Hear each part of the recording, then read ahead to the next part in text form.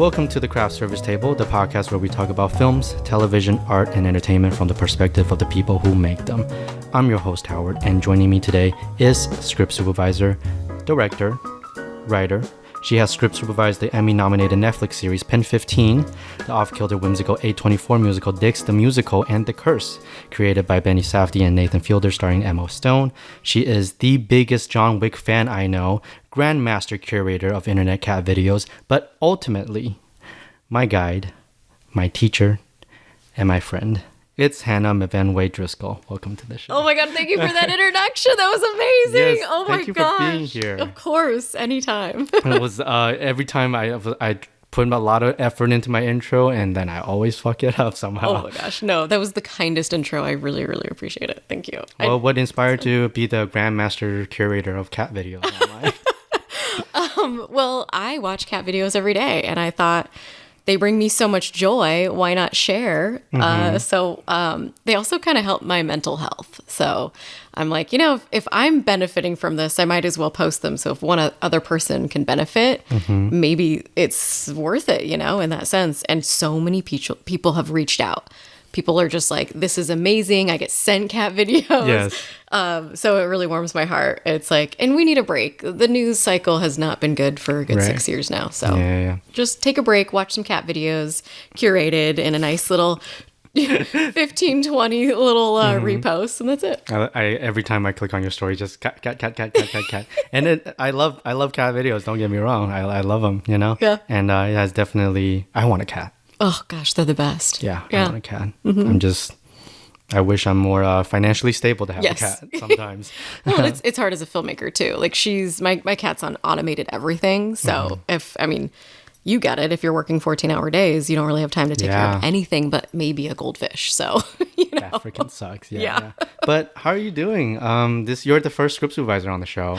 Are you serious? Yes. And I'm super excited to talk to you and pick your brain because, as I said in the intro, you are like my teacher, basically. At this point, like every time I have any issue or any like questions or I just text Hannah, she's gonna help me.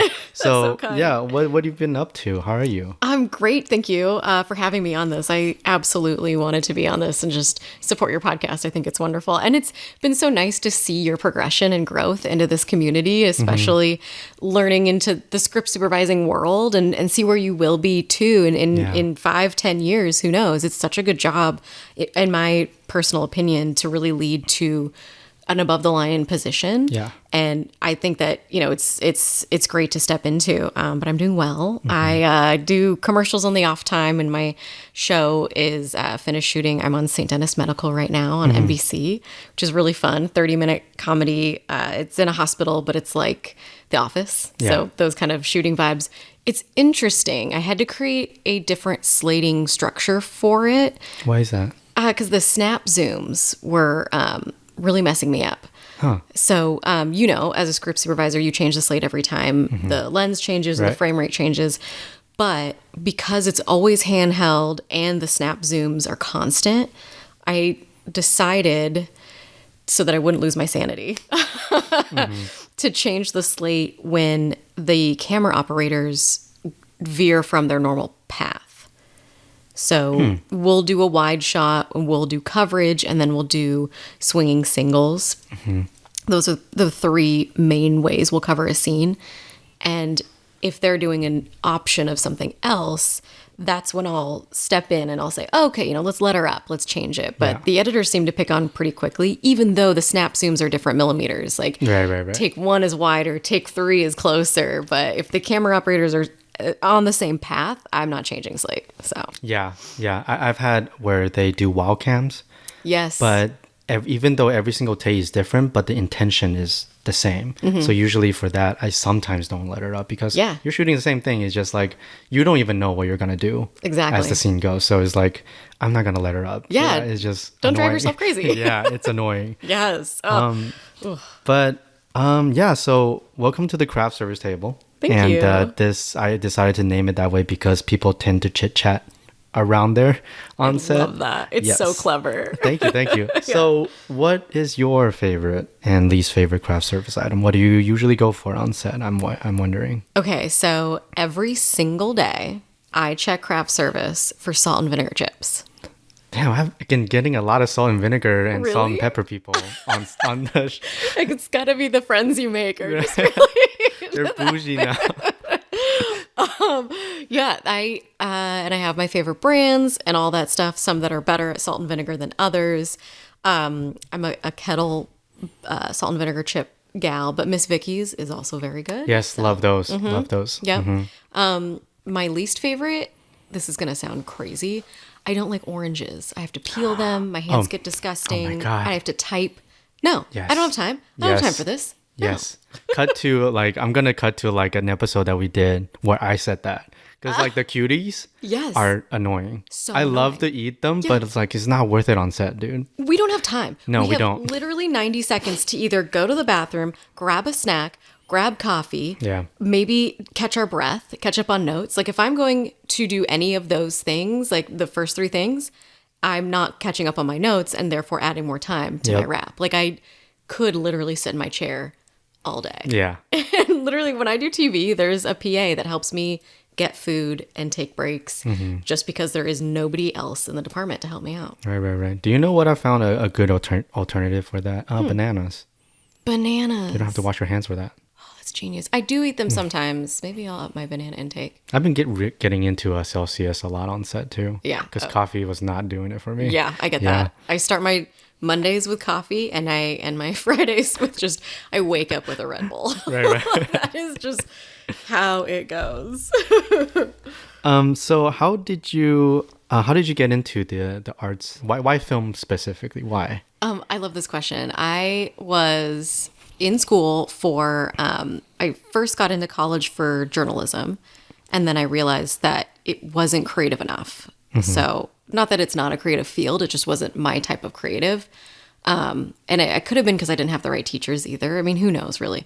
But I just kind of lost interest in it. And so I switched to, it's called rhetorical studies, but it concentrates on speech writing and ghostwriting, copywriting, songwriting, stuff like that. And I really wanted to write presidential speeches and ghostwrite songs for people and help people write their novels, stuff like that. So that's why I was going to school. And then summer of after my freshman year, so 2006, I was just going to the movies and working my day job at Jamba Juice, living life. Right. And I saw this really tiny indie movie called Little Miss Sunshine. Uh-huh. And I'm like blown away. I literally see it and I'm like, oh my God, this is the perfect movie. I didn't realize that there could be a perfect movie, but this is it. Yeah. And not only was it the perfect movie, but it felt attainable for something that I could be a part of.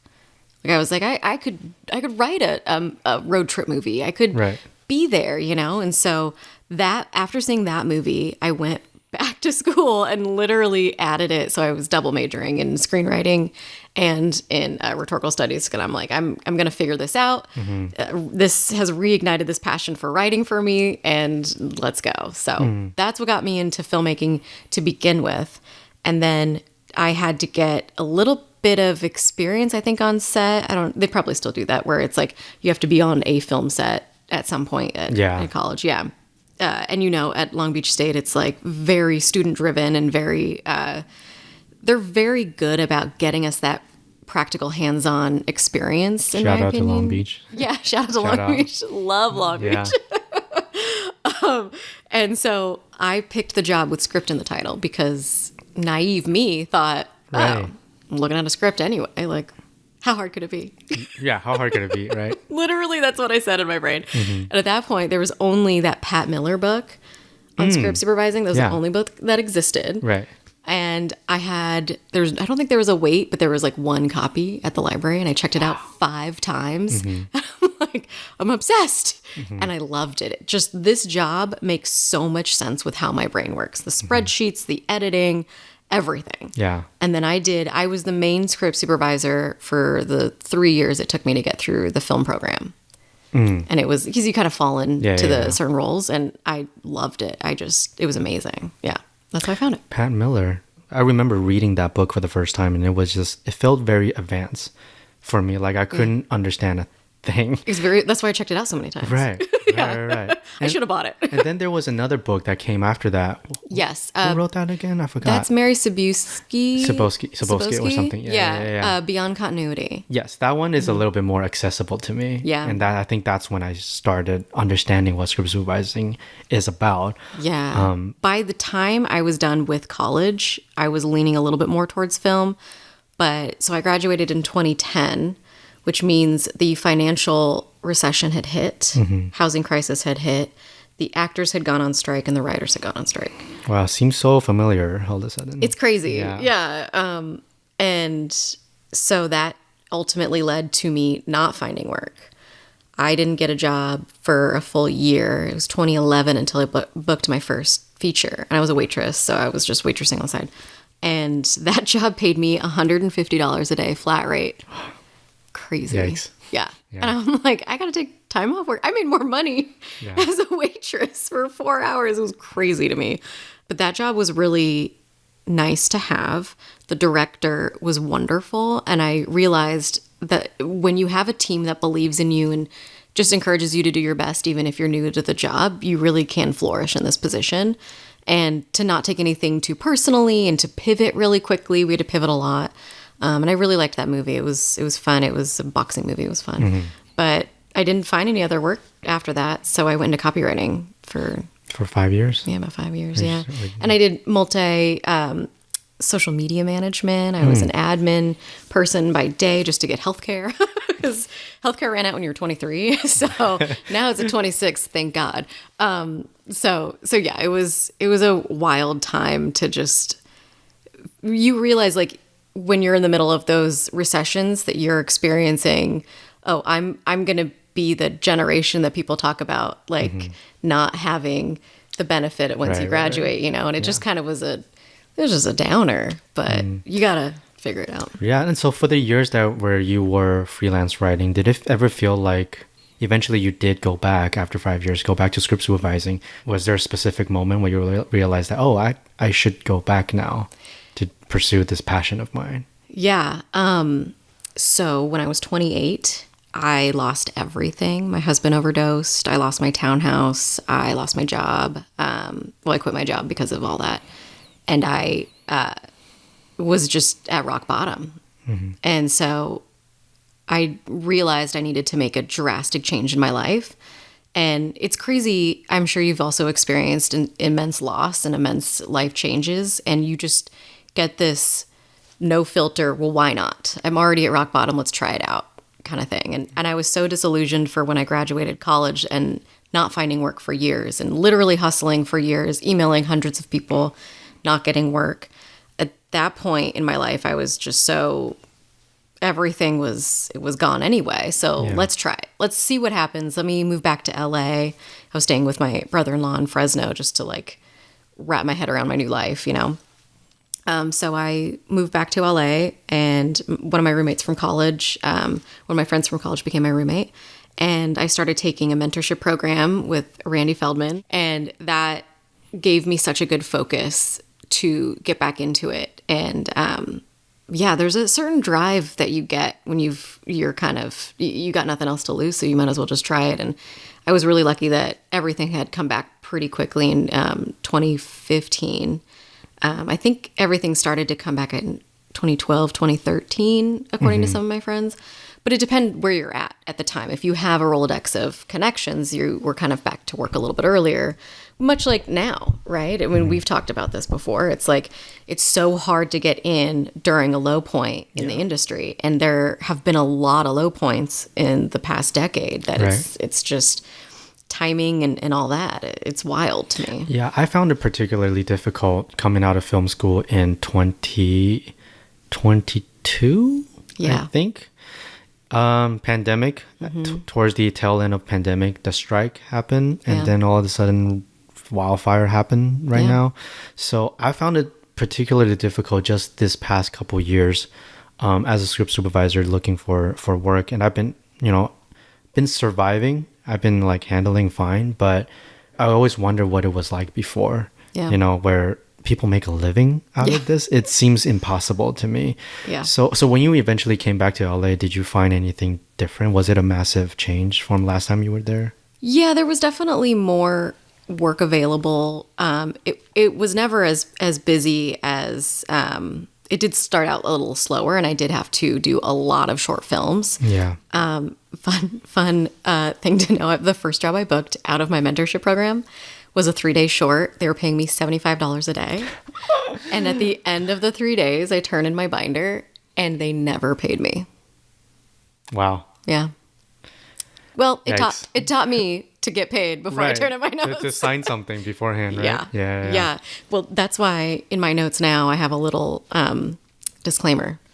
What is it? It's just that if I'm not paid within a certain amount of time, I withhold my notes, and my notes are my property, even though, because it goes back to copyright laws, right? If I'm hired for a job, then technically all of my work belongs to the person who hired me. But with my little legal blurb at the end of my notes is that I actually own my notes until you've paid me. And so there's a timeline of, if you haven't paid me in a certain amount of days and all that stuff. So, wow. Because I Good definitely, tips. I can share it with you if you want. I got stiffed as a copywriter for a couple of articles that I wrote for magazines. And I'm like, no, not happening again. And then that short happened. And I'm like, I am living off of ramen. Right. It's $75 a day. Literally, it's wild. It's just wild. Yeah. I think sometimes, I don't know if this is wrong for me to think, at least when I was starting script supervising, where I didn't have as much confidence, doing those quote unquote low stake or just really poorly paid gigs kind of somehow alleviate that pressure of they kind of expect certain things from me where I'm just like learning. Yeah. I remember my first feature, I did it for free. Yeah, because you're learning a lot. Yes. And afterwards, I told a lot of our script supervising friends, and they gave me a lot of shit for that because, it kind of brings the community down when you do something like that. Because yes and no. It differently. Yeah, I mean, if it's your very first feature, I would counter with an argument saying, if you're going in saying, I'll do the best I can, but I've never done this before, you could take a lower rate or you could take the free situation. I wouldn't knock you for that if you did that. There's a certain point where, you should be charging for your time. Yes. I would counter argument too and say, like, we'll ask them for a small day rate, something that they can fit into their budget. But it is also your comfort level. If you really are nervous about doing something for the first time and you're like, gosh, I don't even know if you're going to like my notes, then by all means do that. You're getting a lot from it. That's the right way to do it too, is to really do low stakes jobs and build your resume. I mean, I did 30 shorts at AFI. I did so many shorts. And then I went so I was handwritten for a couple of years, and then software really picked up. And I would say probably like 2018.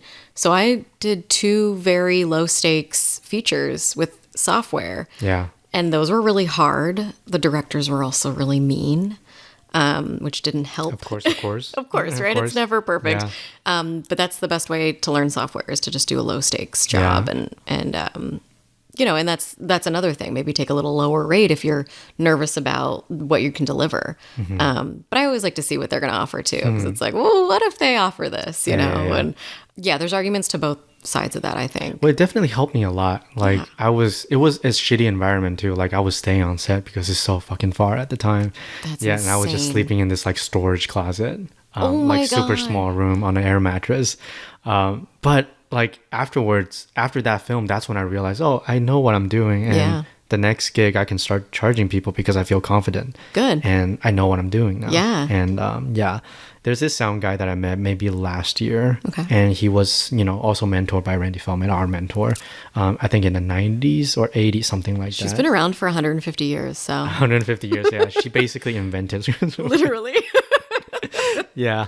And he was basically telling me, because I'm still on pen and paper, I feel very comfortable doing that, at least for now. Yes. And, I miss it.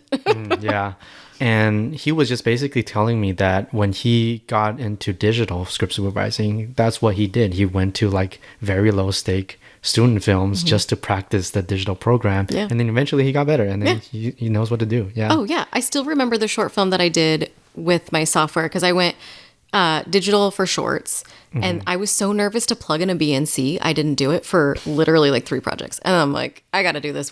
There was a second AC who actually said, Hannah, I'm plugging in a BNC and you're going to see that you actually can get image on your laptop. And I was so nervous. I'm like, please don't. It's okay. I don't need image. I'll just take it on my phone. Yeah. That being said, handwriting is also equally just as useful as a tool. Yeah. You can take photos on your phone for the entire 40 years you want to be in this career.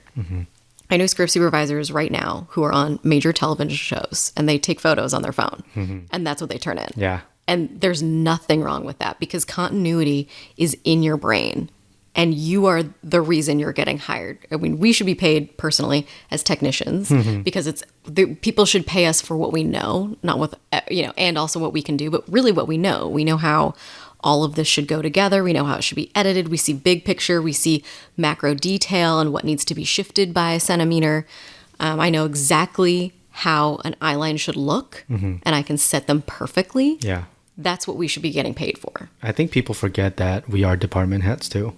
Exactly. Because we seem like, I don't know, it just, from the outside looking in, if you don't know what's going on, it seems like just the person writing stuff. Yeah. And like, so what the hell are you doing then? Exactly, like, yeah. You know? No, yeah. I totally agree with you. And that's why I'm always like at production meetings, like, I'm going to make sure people realize that continuity matters and they need to, I'm nice about it, but I'm also like, oh, that's an interesting question, other department. Like, how is that going to affect the edit? Stuff like that. I found it, I'm on this constant quest of trying to prove myself that I'm valuable. I don't know if that's toxic of mine. No, I'm also on that. Yeah. I want people to know, like, I want the producer who's sitting at Village to say, and that's why we pay you. Right. Yeah, and I try to, it's also probably toxic, but whatever. That's the culture we're in. Right. I literally am like, I want somebody to vocalize those words to me. Yeah. So talking about script supervising, tell me from one script supervisor to another, enlighten our viewers here or listeners out there. So what is a script supervisor? What do they do? And why is it important? Okay. I love this because once you know, when you're watching a TV show and you see somebody with their hair that's incorrect, or there's a prop in the wrong hand, or there's the wrong jacket that's on, or the time on the clock is wrong, or they're looking off in the wrong direction. Basically, all of these continuity errors that everybody likes pointing out. That's what we do. We offer support to everybody, every department where there's a safety net to make sure that what we're shooting in production will be cut in post-production. We are that stopgap and usually the only person thinking in post-production mindset while we're shooting live. And I always like to just think, how will this edit together? I'm live editing in my brain as we go. We are there, and if we do our job perfectly, nobody will see it, which is wild. Yeah. And if you mess up one thing, bro, they blow it up. They make sure you know. Cup. Yeah. The coffee. The coffee cup. Yeah, it's like, and that's the thing too. We also, I think, have to toe the line of what's the continuity we can manage with the people we're working with. Yeah. Because there are certain things I know you've fought for and that have still ended up in the final cut. Every fucking day. Like every set. Without a miss. Like there's going to be something. Yeah. Yeah.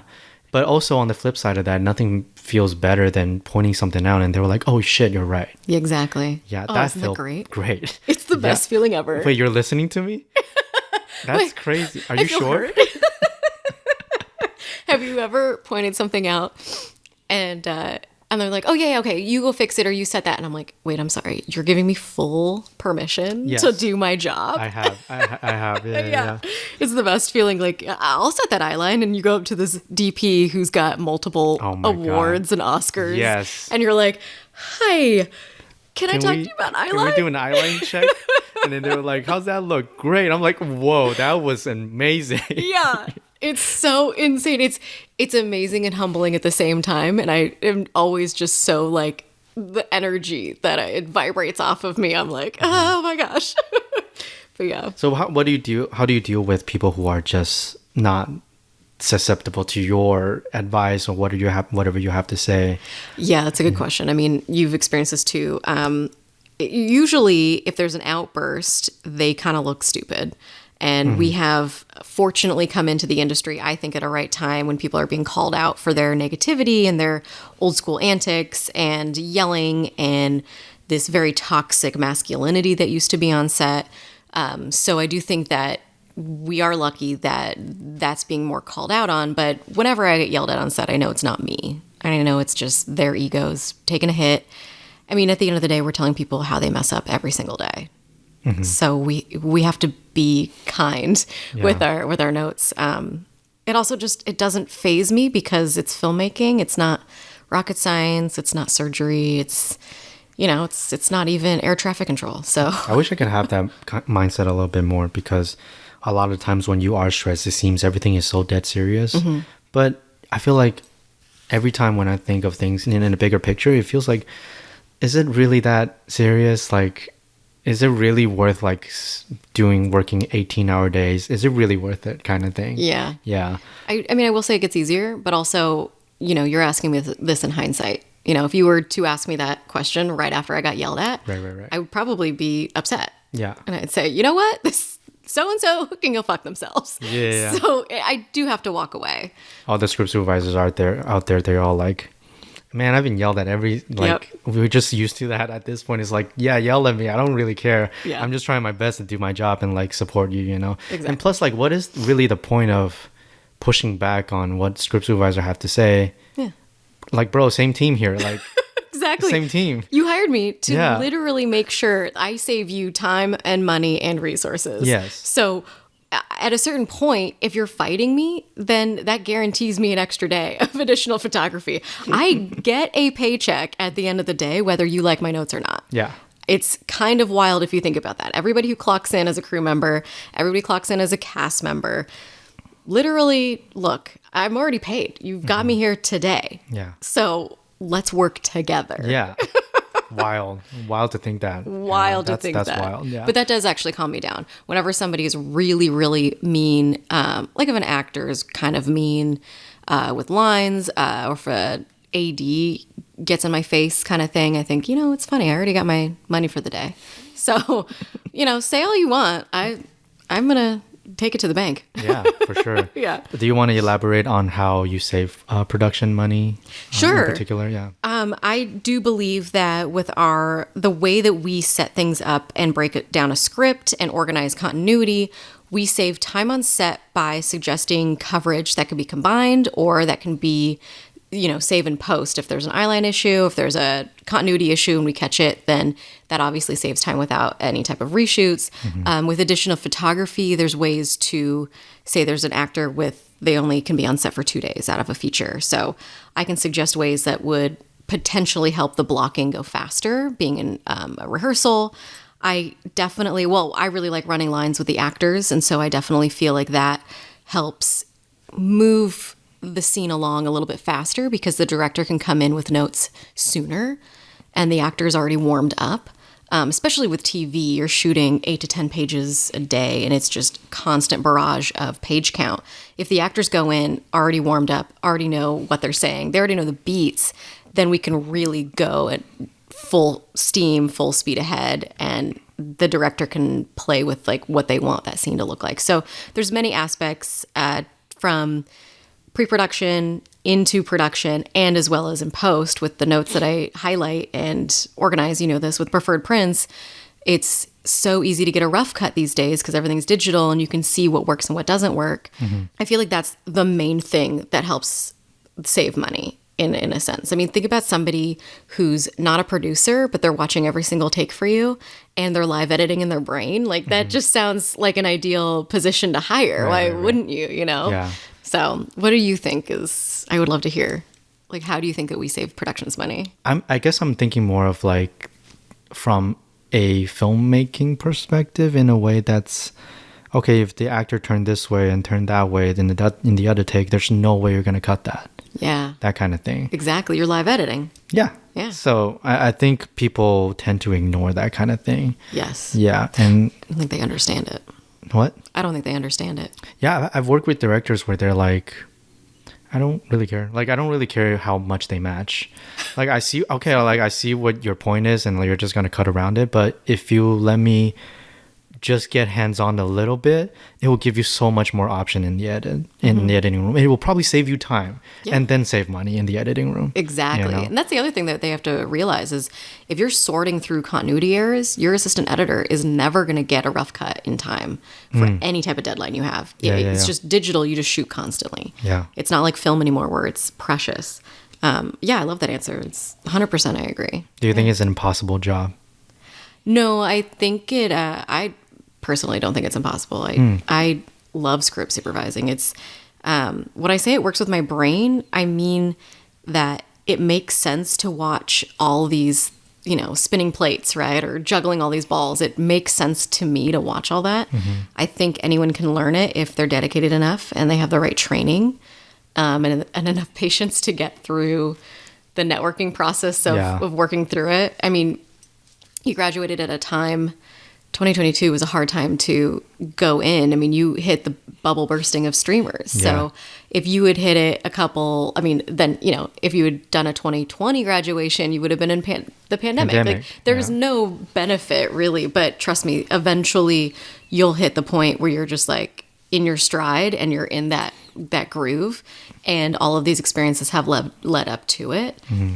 And so, I think it gets easier every job, but it also gets it's unique every time. It's also very different. Exactly. I don't know if that's a good thing. I think it is a good thing because every day is different. Yeah. I mean, have you ever had an office job? I have an editing job. I don't know if that works. Yeah, I mean, it's similar. You do see you're editing different footage, so maybe that's different, but you're at the same desk every day. Like I had a literal I've had that, like I've literally been answering phones all day, and it was so boring. Yes. And that was only 8 hours.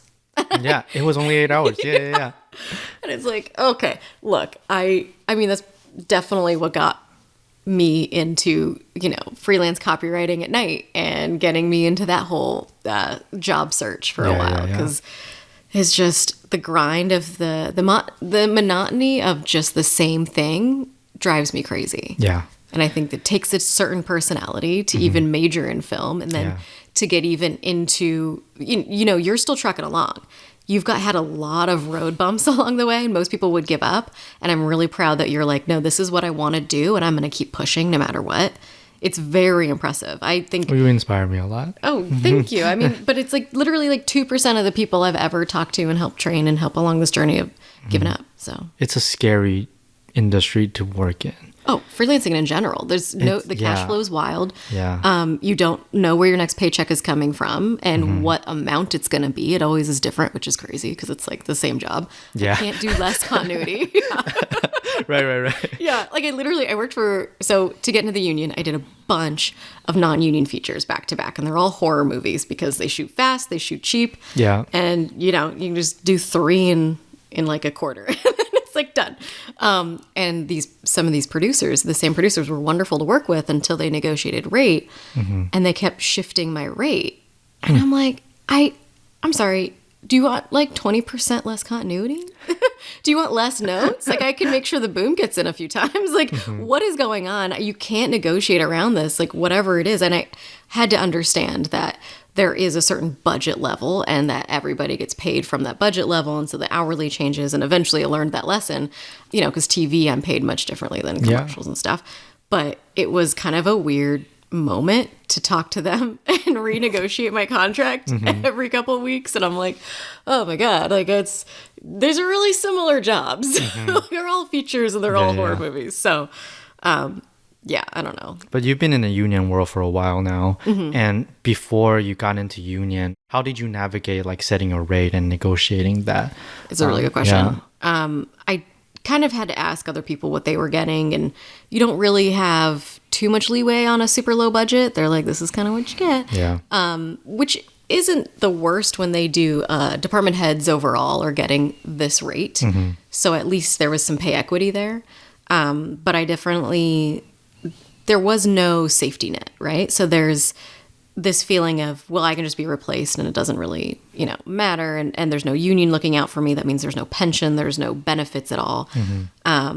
But I was really nervous to join the union, and I had all my days. I just was like, there's no way I'm going to find union work. And how do I maintain these healthcare hours? It was really daunting because you have to get 400 hours every year or every 6 months. There's like a window that opens up. And I thought it was impossible, and paying the dues, getting into the union was so expensive. Yeah. And I'm like, I'm not making that kind of money. Like, what is happening here? But I was offered Pen 15, and the line producer was like, this is union. I need you to be union by June. He told me in, I think, January. And I'm like, okay. And I'm like, but I've never done TV. And he's like, it's fine. Like, we're all going to figure it out together. It's totally fine. Wow. And because he took a risk on me, it literally paid off. And I had literally submitted my last paperwork end of May. Wow. Yeah. Beautiful. Oh my gosh. But yeah, so now I'm full union, like love being union. I appreciate the benefits, and I encourage people to choose union work. And I will go for a tier movie that is union but less money because maybe it's got a really good script. Maybe I need healthcare hours, something like that, you know. So there are benefits. I do understand, though, that hurdle to go into union at first is so daunting. Yeah. I think coming out of Randy's class, that was one of my goals, to get into union. But then obviously a lot of things happen. Yeah. And I was just, at one point I realized that I shouldn't beat myself up for that. Maybe I should put it on pause for a second and just really focus on what kind of gig can I get, or what's my next job going to be. And I feel like I just set that idea aside for a while until recently that I talked to another union script supervisor, Ari Halpern. Okay. He worked on the Goldbergs. Oh, amazing. For like 10 years or something. Dang. Yeah. So he's a good friend of mine, also one of my teachers. Oh, amazing. Yeah. And Wendy McLennan-Covey is on my show now. Wait, what? Yeah. Huh. That's so cool. Yeah. But basically, he's also union. Yeah. And he told me that when you get into union, it's not as daunting as you thought it's going to be, because the job gets easier in union because everyone knows their job. Yeah. Which makes your job easier. And also, he also told me that if you don't get into union, you're going to get stuck in doing indie feature, indie shorts forever. Yeah. And that's kind of when it hit me that, okay, maybe I should try this thing again. It does limit your options. Yeah, you know? it does. I've been on stuff where they had to give me a waiver because I wasn't union, but there was no non-union option out there. So, or there was no union option out there. So they had to give me a waiver from the union to get work. And that was my first taste of like exactly what your friend said. It's everybody knows their job and everybody's so good at it. There is a little bit of that. I have really bad imposter syndrome. And so there's sometimes I'll be on set and I'll think, oh my gosh, why am I here? You know? But yeah, that's a really, really good way to look at it and wonderful advice. I do think it opens a lot of doors. And you have so many connections, both in union and out of union, that you will find the work. It's literally just another thing you're opening another door for yourself. Yeah. You know? I mean, I always say that script supervising is a group project. I love that. I always so say that clever. because like people kind of expect you to know 100% of 100%. Yeah. But you're only human and you can only do so much and know so much that if other people are not doing their part, Yes. it makes your job impossible. Literally, if your job is in one department, watch that department and be super good at it. Yes. You know, and then come to me when the cut hits and say, oh, you know what I noticed? They carried this glass in the wrong hand. And I'm like, thank you. I'm watching 500 other things. Yeah. I appreciate this note. Yes. Some of my best set experiences is when other department heads are around the video village and like talking constantly about this. Let's judge that hair. Let's put that thing back. It makes my job so much easier. And it's almost like you feel like you have teammates, right? Yes. Yeah. And sometimes the notes can be annoying and I'm thinking to myself, you know, we're going to cut out of this ahead of time, so this note isn't really going to matter. But I never say that to anybody. I always say, thank you for your note. I always appreciate those. Always come to me and tell me them. Yes. Because I might not be able to use their note on that take, but I know I'll be able to use their note on the next setup. Right. And somebody who is eager to talk to us about continuity, like that's the teammate I want on my team. Yeah. Exactly. I would say for union staff, even though your timeline is shifted because it's out of your control with the economy and what's going on, I would suggest starting the paperwork and getting all your stuff organized because you might get a similar option that I got where it's like, hey, I got a movie I want you on. It's union. make it happen. Yeah. You know, and you might have to put together literally all of your days in a binder in a month, you know? So set yourself up for the success, you know, get it going. For sure. I'm definitely looking into that because that conversation only happened a couple weeks ago. So, okay. Yeah. So I'm like, okay, maybe that's my goal for 2025 if things are looking okay. Let's hope, you know? Yeah. I mean, in any way I can help you out navigating that system because contract services is worse than the DMV. I'm not even joking. I had to stalk them. It was 2018. Yeah, was it 2018? Yeah, it was 2018. And I'm going in there and I am just like waiting for anybody to just like process these. And I'm literally sitting there and there's this woman working there named Wendy. And she said that it would be another 2 weeks after she had my paperwork for 5 weeks.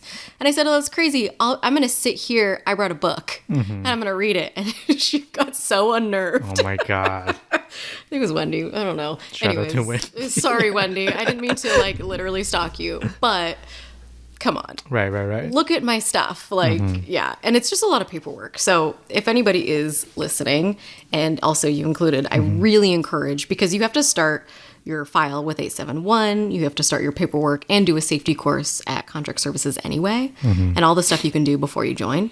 And you might as well just start submitting stuff because they're going to deny 60% of your days. So, yeah. Yeah, I'm on it. Yeah, okay, good. Yeah. So what does your day-to-day look like on set in particular? What do you do on set? What are you doing in prep? And I mean, just walk me through waking up to closing the binder at the end of the day. Okay. Yeah. The first thing I do when I get to set is I get sides. I am a paper sides gal. Yes. I like the small sides just because I literally clip them to myself because I lose them all the time. So I started clipping them to myself, which, you know, it works for me. And I go through the scenes for the day. I number my dialogue. I look at my breakdown that I made in prep and I write down all of my continuity notes and I'll get all my photos ready for matching because I guarantee you somebody in any of the departments is going to ask me, oh, wait, but how many buttons was this buttoned? And was it the red mug or the blue mug? And what time is it on the clock here? I always get that question. So I put all of that information in to my sides and I start my software up and I start all of the paperwork that needs to be started. I put in the start of the day, open up all my facing pages and line script pages and just get ready. I plug in anything that needs to be plugged in, set up my desk and drink my coffee, and that's kind of how I start. I make sure to go to every rehearsal, and then after that, I wait a few minutes until we're probably about 15 away, and then I'll go ask the actors if they want to run lines. And then after that, I get ready to shoot the scene. Normally, there'll be people with questions that come up to me while I'm in between. So I'm answering a lot of questions. I'm looking at the continuity notes. I'm going over the lines and the cadence for people, just so I can get a clear timing of that scene and helping the actors memorize their stuff and their lines. And then we shoot the scene, go through all of that. I maintain the continuity of the eye line, screen direction, and make sure that they're matching everything. Or if the director likes something that's, you know, a little bit different, then we match to that. And so I have to update everybody. If there's any dialogue changes while on set, I will tell the camera operators, the boom operator, and anybody else who, you know, I let the director tell the actors. But if the director doesn't want to do that, then I tell the actors as well. If there's lines you got to read off camera, I make sure that I'm not stepping on any of the lines that the actors say. So I'll tell them, hey, I'm going to be a little slower on this cue so I don't step on your lines. Right. And then you just kind of rinse and repeat that until lunch. Do a lunch report. Where you do the catch up. Do all the catching up. Yeah. Yes, exactly. And then you do the same thing after, you know, you do your first shot after and all that. And, which I think is really fun that we record that, even though it's definitely an AD thing. Right. It's so funny to me. But it does make sense. I mean, we are the keepers of when the camera rolls. I suppose. We take the notes of all the things that happen. And then at the end, I take about an hour, wrap out all my notes, save all the images I need to save. I really double check stuff too. That's when I go into my line script and make sure everything makes sense, especially being on multicam shows. It's when I'm doing 2 to 3 cameras, it's 2 to 3 camera setups. So it's 2 to 3 sets of notes for every setup. Yeah. And it gets to the point where you can manage it. You're really just catching up. Every time we move on from a scene, I'll watch the blocking and then I'll go and catch up on my notes and then I'll run lines. It's usually how it works out. I find time to pee at least once. Congratulations. Thank you. It's a wonderful moment when that happens. But I do really like how fast-paced work is and how busy we are. That's how my brain works. Like, I've visited film sets where, just as a visitor sitting there, I'll visit my partner who's a gaffer, and it's so hard not to look at the monitor and not look at continuity and not take notes and not be involved in conversations. And I'm just sitting there and I'm like, are they going to enter like that? Are you sure about that? Sure? Yeah. Are you sure about that? Are you sure? Are they turning clockwise all the time? Are you sure? Do you like that? Yeah. But yeah, so that's my day to day. Yeah. Yeah. It's a nice snapshot. Oh, well, what kind of gear do you do? Oh, and also, what kind of software do you use? Okay, so I am a Scripty multi-unit gal. I got into that software, I think I was handwritten for a good 3 or 4 years. It works with my brain because it looks like my binder. And I liked it is much more expensive than its competing software, Peter Scarrett, stuff like that. But the reason I picked it is because the integration of the stills that I take is pretty seamless. Not that it's impossible with Peter Scarrett. It's a very easy upload. And I've taken courses on Peter Scarrett as well, just to see if I'm missing anything. And I do like the Peter Scarrett software. It's just apples to oranges, PC versus Mac kind of thing. Right. And because I've always used a Mac also, that works, because it only works on Mac, I think. Unless he's updated it. I don't know. I have no idea. Yeah.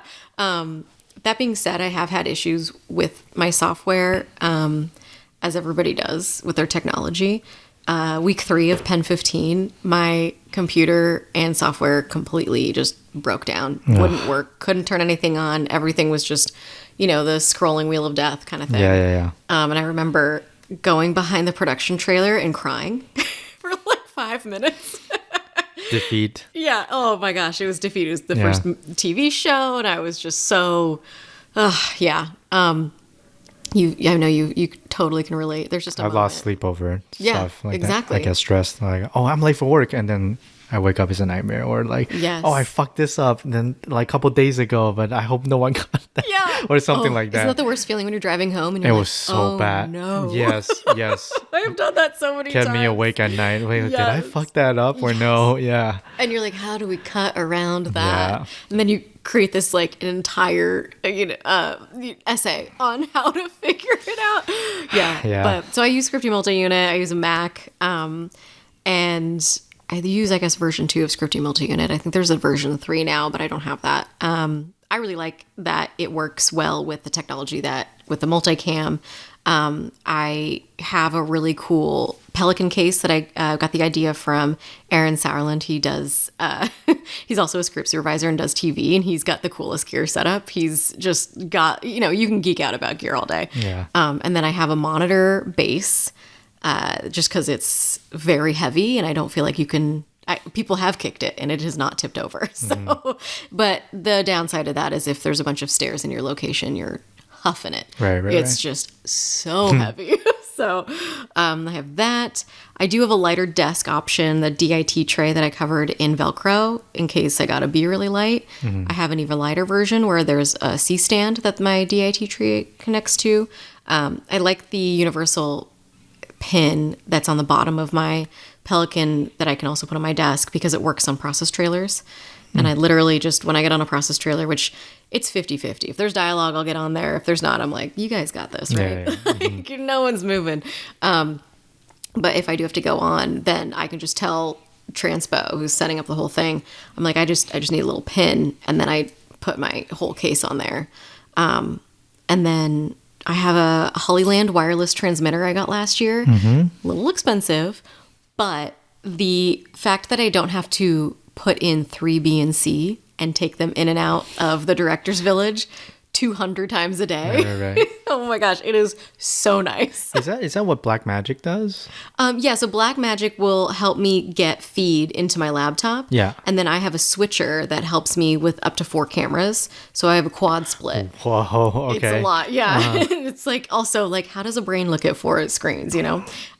So I'll have that set up, and then I'll have my BNC run to the Director Village, which is a mobile unit smaller than the Writer's Village. The Writer's Village is always in the same spot. Usually it moves maybe 2 times a month, which is great. Yeah. And then but now with my wireless receiver, I'll put all of my gear onto the Writer's Station, and then I'll give myself the signal. And I still need my Black Magic. I use a Magewell now, so it's similar. There's no software that you have to download now, but it's a very similar concept. And then I'll just give myself a direct feed from that. So it's fun. I have a great signal, and it actually upsets some of the ACs because their signal will go down, but I'm like high-tech shit. So strong. You got the good shit. Yeah, and I'm like, if I'm going to spend the money, I'm going to treat myself. Right. I feel like that's how I feel about gear. If you're going to spend money, just get the better ones, because you're going to be using it all day. Yes. Yeah. And like how many times, like, I don't know if you've done this, but how many times you're like, okay, I'm just going to buy the in-between one right now, and I'll just like save a little bit of money here. I went through, I used to use music stands all the time. Yes. And I just went through them, and they were only $40, but I bought like 8 of them. Like at a certain point, I was like, "Oh, I need something more sustainable." You just need 2 good ones. Yeah, that's all you need. Exactly. Yeah. But I think I'm really hard on my gear. So I have the fancy little thing that you push us up the staircase to. I don't know if you're still using that. What is it called? Like the Stairmaster cart. I think so. It's in one of your like kit. It might be the Stairmaster with the 3 wheels. Yeah. Those are cool. Oh yeah, I can take on any stairs. It's amazing, and that thing can hold so much stuff. And that's like $80, right? It's not a cheap little tote to put all your gear in. Yeah. And I am just cruising. Well, for the show I'm on now, I got one of those like grocery shopping carts. Yeah. Like grandmas use. I bought one of those, and it fits all of my stuff. And it's got like bigger wheels. I will say I do get a lot of silly comments of like, okay, grandma, like let's Who go. cares? And exactly. Who I'm like, cares? guess what? I'm on the camera track Yeah. in 5 seconds. So, complain all you want, guys. Yeah. I remember taking some stuff from your kit list. I think I took the telescope stool from you. Oh yeah, that's great. Right? And the cushion. Yeah. And because I didn't use a cushion before, and then I realized, wait, Hannah used the cushion. Yeah. Yeah. So I should get sit that. all day. Our job is to sit. Oh my gosh. Sometimes I just stand, honestly, because it hurts. Yeah. Sometimes I stand too just to like stay awake if it's like a night shoot, or if my back hurts because I'm just constantly hunched over my laptop. Yeah. Well, that's great. And RoboCup. Yes. Lifesaver. Oh, the best Lifesaver. $8 I've ever spent. No, for real. Put my bananas there and everything. Literally. It's so funny. Whenever I work in New York, I try to put all my stuff into a carry-on, like all my gear, and it's so hard to pack the RoboCup. And I'm like, how do I pack this thing? Yeah. And so on the last job I was on, I didn't pack it. And I was so heartbroken. I'm like, I should just find a way. No, yeah. Yeah, never again. Sometimes I use it as a pen holder thing. Yeah. And I think that's a pen and paper kind of thing. I put my phone in there, I put everything in there. I hang all my BNC off of it. It's a wonderful tool. Yeah, for sure. I just kind of want to go back to a little bit about kind of our relationship and also kind of how I found script supervising too. Yeah. I was in Long Beach, where you went to college as well. Shout out to Long Beach again. Yeah, shout out to Long Beach. Shout out to Kent as well. Yes, friend of Kent. the show.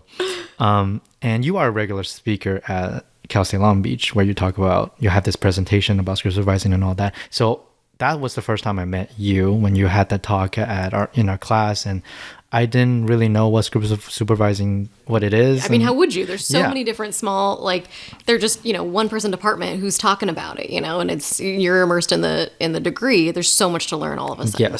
Yes. So I wouldn't say I was like super, super interested about, and after learning about it and the basics of what it does. But one day I decided to kind of give it a go on one of the student films of my friends was directing. Yeah. I fucking sucked at it, like. Well, it's not something you walk into. Yeah. Yes. Like, I didn't know what I was doing. I know I like a didn't either line when I did. script and like you take notes and that's it, right? And I fucked up the eye line so badly. They're looking at the same direction. That's on me. And they had to flip it in post. It was Trust so me, bad. the things I fucked up on my first job.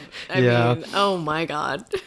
Yeah, but after that, I realized that I actually loved it. Yeah. I didn't know what I was doing, but I really liked the experience of looking at the monitor and keeping track of continuity the best of my ability at the time. So I started doing a lot of student films after that, and then eventually I realized that this is a viable like path for me after school. So that's when I emailed you and say, hey, I was in the class and like I would love to talk to you about it. And you directed me to your mentor, which became my mentor as well, Randy Feldman. Shout out again. Who basically taught us everything to kind of jumpstart our career. After all these years of like doing it in the field and learning about it, one of the things that really stuck out to me in retrospect is that I am really frustrated that schools don't teach it. Well, that's why I started doing the guest spot. Yeah. I'm just really frustrated that, like, how come I didn't know that script supervisor is the person who named the slate? Yeah. Like, something as basic as that. And is vital. Yes. Like, how do people not know that going through film school? Yeah. That's why when Kent reached out, I thought that was so smart of him. Mm-hmm. I was like, this is a teacher who knows his students need more than just like hey, and get a PA job when you graduate, like, no. Yeah. Like, he really wants to set us all up for this success. I felt the same exact way, exactly how you felt when I was in school. And that's why it took me, I found Randy's class when I graduated, but I was upset to pay money to another program. I'm like, no, right. I got a college degree. Like, it should have prepared me for that. Mm-hmm. So very, very valid feeling. But it doesn't. Like, It doesn't teach you that. And I got really frustrated in the first year of doing a lot of like low stake student films where they argue with me what should be on the slate and following the shot list. I'm like, I don't give a fuck about your shot list. You know? My gosh. Like, I couldn't care less. I hate that when they're like, but we've labeled it this way. Hey, I don't care. Post doesn't care. Congratulations, you labeled that. Great. You know what numbers are and letters. Cool. Yeah. So I don't know. Just looking back, I just feel like there's a need for either film students or people who are just interested in the job very specifically to understand and to learn about it as they go, Well, and if you still have that need when the opportunity arises, you should do a course or a class at Long Beach. Mm-hmm. You know what I mean? I mean, I totally agree with you. And I think the passion there it means you're in the right job because you care so much about it in that way. And I totally get that. And try speaker opportunities, look for speaker opportunities where you can educate, the next generation of filmmakers, because I agree. It is upsetting. I even learn about jobs just looking at call sheets now where I'm just like, whoa, there's a technician for that? Like, that's so cool. Like finding out that a fixtures person could also be an electrician, it's like, and also like, where do you draw that line? Is it like plugging in, or is it changing the light bulb, or is it like, where does the line cross? There's so many jobs on a film set. I mean, hundreds and hundreds of people work together every single day on a soundstage or out on a location, and they all have a specific job. Yeah. And it's so rewarding to see every single puzzle piece work together. Yeah. I think that's what's so beautiful about it. Yeah. Because like any person on the film set had no idea what the other person is doing in a lot of ways, because everything is so specific and people are so professional and so good at that one specific thing. Exactly. And somehow everything just come together so well. Yeah. Yeah. So whenever people are like, oh, I can never do your job. And I look at them, I can never do your job. Exactly. Yeah. That's exactly what I say. And I'm like, you think I can do your job? Like, I tried props in college and I cried. What happened? Do tell. Okay, so one of my friends, all of your friends in film school, they're trying to throw jobs, here and here and here and here. Yeah. And it's great because you get an opportunity to try everything. I tried every single position and it was so fun. Yeah. And one of my friends, very, very kind, he was like, you should try props on this short. And I'm like, okay, I'll try it out. And I looked at the script and, immediately broke it down. And like an idiot, I didn't bring multiples. I just brought the props. And somebody dropped, I think it was a dinner plate, and it shattered. And they're like, oh, do you have another one? And I was like, oh no. I didn't I mean, nobody taught me. Nobody had the tools. And that's obviously where you're supposed to learn that stuff is film school. So I just started crying. I think film school just only set you up as a writer or a director or what's the other one? DP. Yeah, or producer. They don't teach you how to do AD, which is like one of the most important jobs. Yeah. Script supervisor being really obvious too, and all the other departments. Going off the speaker thing, there's this tiny little subplot that it was pushed. Dang it. Well, when the opportunity... Do you know I might cut this out, but do you know the context of this? No. It was... I was like, okay. But you should still do it. I would love to do it. Yeah. But the good thing is that I did have a speaker spot in USC. Oh my gosh. At one point. That's huge. Yeah, that was last year. And how did it go? It was great. I was one of 4. It was a panel basically, and I was one of 4. Ari, my friend Ari, was there too. Nice. And yeah, it was super fun to talk to students about, hey, you should really know about this job because however much money you're paying, they don't fucking teach you this shit. No. You know? Well, when I first moved back here, I was a teacher at LA Film School because I needed money. And obviously, because I wasn't getting paid from those shorts that kept stiffing me. And those kids had absolutely no idea. Yeah. And also... it's so expensive to go to that school, especially, and USC and UCLA and AFI. Oh my God. There was the people who were really going to excel and they were taking their job as a student seriously. And there's ones that were like just checking it off the list. Yeah. Oh my God. But yeah, I think that's a really good option. And I will say something counter to you saying you don't have the resume. It's not about the resume. It's about knowing the job and you know this job. And if you talk about it with the passion that you have, you will inspire somebody else. For sure. To do that. And they're going to reach out to you just like how you reached out to me. And then that's the payback. If you're like, wow, schools aren't teaching this. If you start teaching it and then you start inspiring, that's what we need. Yes. Yeah. It's just bringing awareness to it. So from your perspective, being able to kind of see and play the game for a good while now, has the recent few years of the industry been very different than the ones before? Yeah, just from your perspective. It's been weird. So everything kind of had a gradual effect when I got in. I kind of started it like when I got into the union. Things were great. It was like I could find a TV show to do. I could find a feature to do. And eventually I got into commercials, but the commercial aspect didn't get in until the pandemic. The commercials really took off in the pandemic because all TV was shut down. Yeah.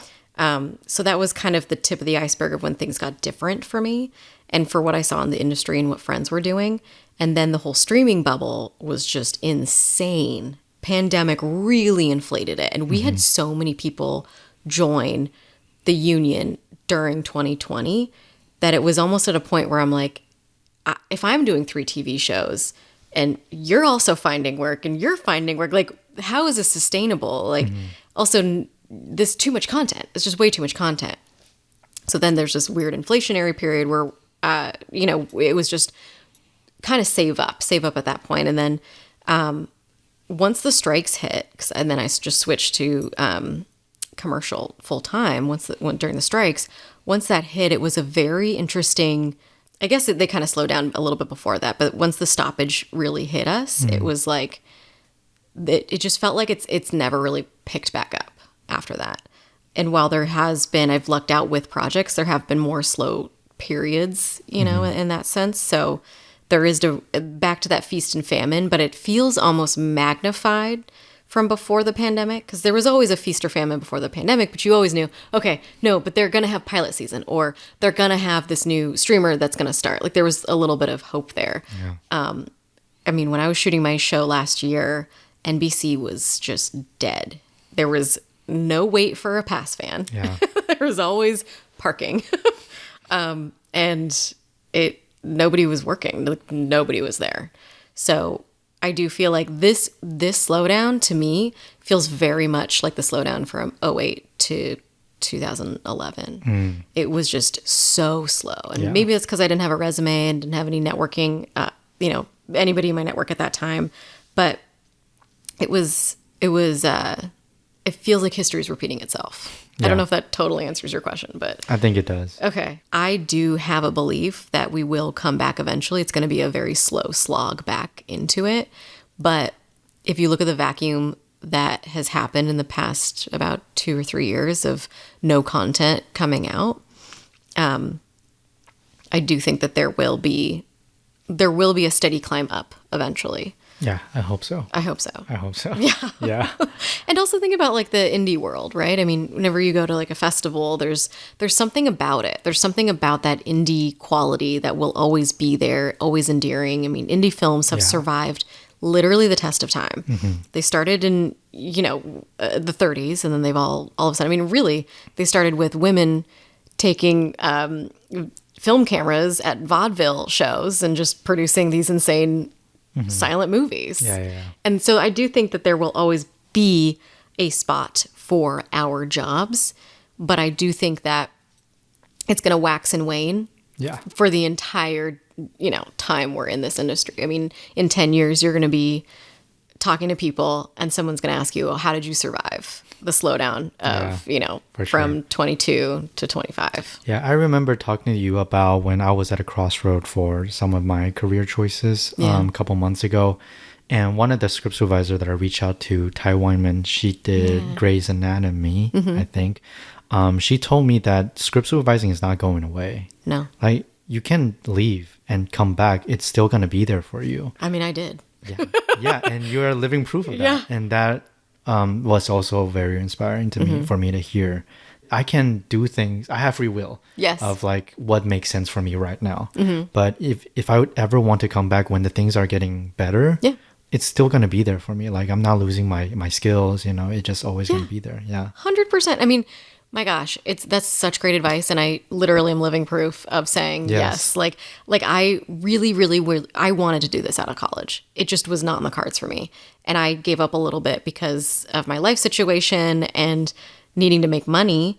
And I was at that, that pressure that you feel right out of college, where it's like, oh, I have to do all this, and I have to, you've set all these goals for yourself, and you become an adult, and you're just like, okay, I got to prove myself, and I got to do this, and I got to do this, and all these things, which is great to have that drive, because a lot of people don't, but we can't control the environment we're in, and you have the skill set to be a script supervisor forever.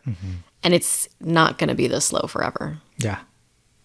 Fingers crossed. Fingers crossed. But also, I have asked AI multiple times if they could do this job, and every time they're like, absolutely not. It takes a personal touch. Can you imagine working with these egos? So I agree. We might be working with robots, but we're going to still be around. It would be nice to have an assistant. Oh, gosh. I would great. love to have an assistant. Yeah. I would love to have a utility person that I could train and that could help me with all of the technical stuff, that could give me breaks when I need to. Yeah. Somebody like that who just really, it would be a really good opportunity to get somebody else more jobs.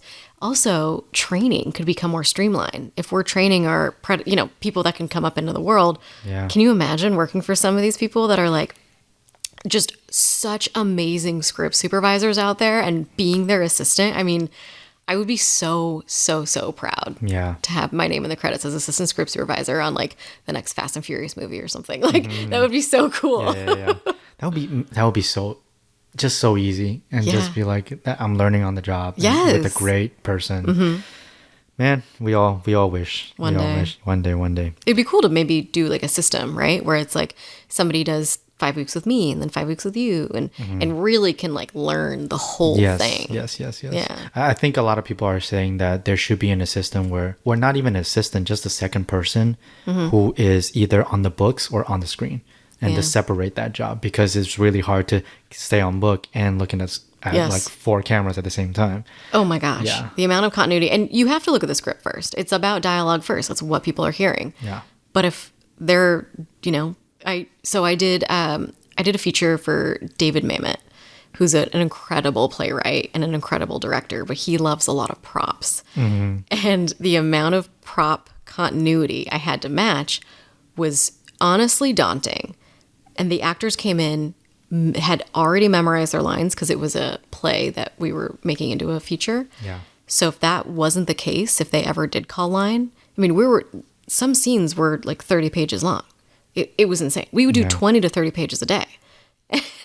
I'm like, and we did weeks. Me and the DP did weeks of blocking in prep. And if the actors had to call line, I was watching props so much that if I had had an assistant, oh my gosh, what a dream. You don't even have to think about it anymore. Wouldn't have to think. Someone else is taking care of it. Exactly. Yeah. And it's like I always say, like, continuity is only as good as the amount of prep and time you give me, you know, and it's anybody can find a mistake if they're sitting at home on the couch, you know. Yeah. So, yeah. For sure. Great. Okay, so to end this little section of the episode where we talk about script supervising, I do want to mention that one thing that stuck out to me when you were giving your talk at Long Beach was the word scripty. Oh, sure. Yes. Yeah. And what it means and what it still means to many working script supervisors today. It's always, I find it kind of a difficult conversation to have with people. I tend to usually have that conversation when I feel more comfortable around certain people, get closer to them. But what is your take on that? What does it mean? Why is it such a controversial thing? Yeah, first of all, it doesn't bother me. I don't really put any weight to it. Yeah. A lot of terms in our industry are shortened or, you know, just nicknamed. So like technically you can't call them gaffers. They're chief lighting technicians, stuff like that. So to me, I don't really care. You know, my Instagram handle is Scripty Hannah. My email is Scripty Hannah. It's faster to me. And if I'm not offended by it, then whatever. I never really introduce myself as a scripty, but I just use it as something to say my title faster if I'm in the middle of a conversation. The people that take offense to it, I think, are also valid with their feelings. There's a certain, because it used to be a primarily female role, there is a certain genderedness to it, much like crafty, stuff like that. It does kind of degrade it a little bit if you're like, no, recognize me as a department head, stuff like that. I've personally never felt like the term has been used in a degrading way towards me. So I haven't felt that way. But I also, it's valid too if somebody doesn't like that term in any department. Yeah. You know, like I also think it's really rude when an AD gets on the walkie and says art. Like that's not, come on. Like, what do you need? Like, call the right person, right. You know, like understand the difference between props and set deck. There's certain people that if you really want to have the respect there, you know, if you want to have the respect there, call me by my name. I'm Hannah, you know, say, right. Hannah, help me out here, you know? And so that's where I'm coming from. But yeah, no, I've been yelled at from other scripties for using scripting. Yeah. And I get it. They're also, a lot of them are, you know, there's been some that have said it's super derogatory and they don't ever like it and how dare I. Mm-hmm. And you're also allowed to your own emotional response to it. So I just validate that feeling and I go, great, I'm not going to use it around you. And I respect that choice, you know? And it's fine. It's fine however you feel about a word. Words are so interesting, right? I mean, this is my other degree. It's like how do words affect us, and are they close to our identity or are they objective? So there are certain words that I absolutely hate, you know, like if I'm at a bar with my friends and a bartender calls me sweetie or sweetheart, I'll probably punch them. Oh my God. Like I cannot handle that type of nickname. And so I think that's probably what people feel like when they hear scripty. Do you feel this sense of obligation that you have to inline or educate people in that regard? No, I don't ever really feel like, again, I'm not like, there's cases where people have called me scripty. And I go, my name is Hannah, please use that, is what I usually say in response, you know? But also like if I'm not personally offended by whatever they're commenting on, I'm not going to say it. It's very context based. Right. And I do feel like I set a very good precedent on day one of respect and, hey, I'm here and I'm sitting at monitor and I'm going to give you all of the information you need to do this job right. So if I do need to educate them, I'm fast to do that. But I just think that it's not something that I go around and be like, hey, don't do that or whatever. You know, it's just something that gets brought up in conversation sometimes because people do call me scripty sometimes. And I feel like I had this tiny need of like telling them what it could mean to certain people. Yeah. So you should be more careful about how you use that word, kind of thing. Yeah. Oh, if I have a sub coming in, or if I'm going to another project and or any type of conversation with somebody, I go, hey, make sure you don't call that to a new script supervisor. Yeah. And a lot of people don't know. Yeah. Most people don't. Well, most people have no idea. Yeah. Yeah. And I'm like, hey, I'm obviously okay with it, but, you know, because it's in like all of my paperwork, but like just to give you a heads up. Right. You know, like maybe if they never bring it up, you shouldn't either. Yeah, for sure. So yeah, no, that's a good way to just let people know, because there are people who are very quick to pull the trigger of like, hey, don't call me that. And it's like, that's also not educating, you know? So yeah. Keep it professional, not personal, right? Exactly. Yes. Yeah. Again, we're not saving lives. Yes. We're making motion pictures here. Exactly. Okay, let's shift gear a little bit to 2019, where you decided to go to directing. Yeah. And you said that you avoided directing for a long time. Why? Yeah, good question. I did take a directing course at school, and I loved it. And I got really obsessed with it. And I thought, oh, this is so cool. This is great. But then when I got into the industry, it became... I was obviously obsessed with script supervising at first, but it just seems like it's so daunting. There's so much that a director has to do.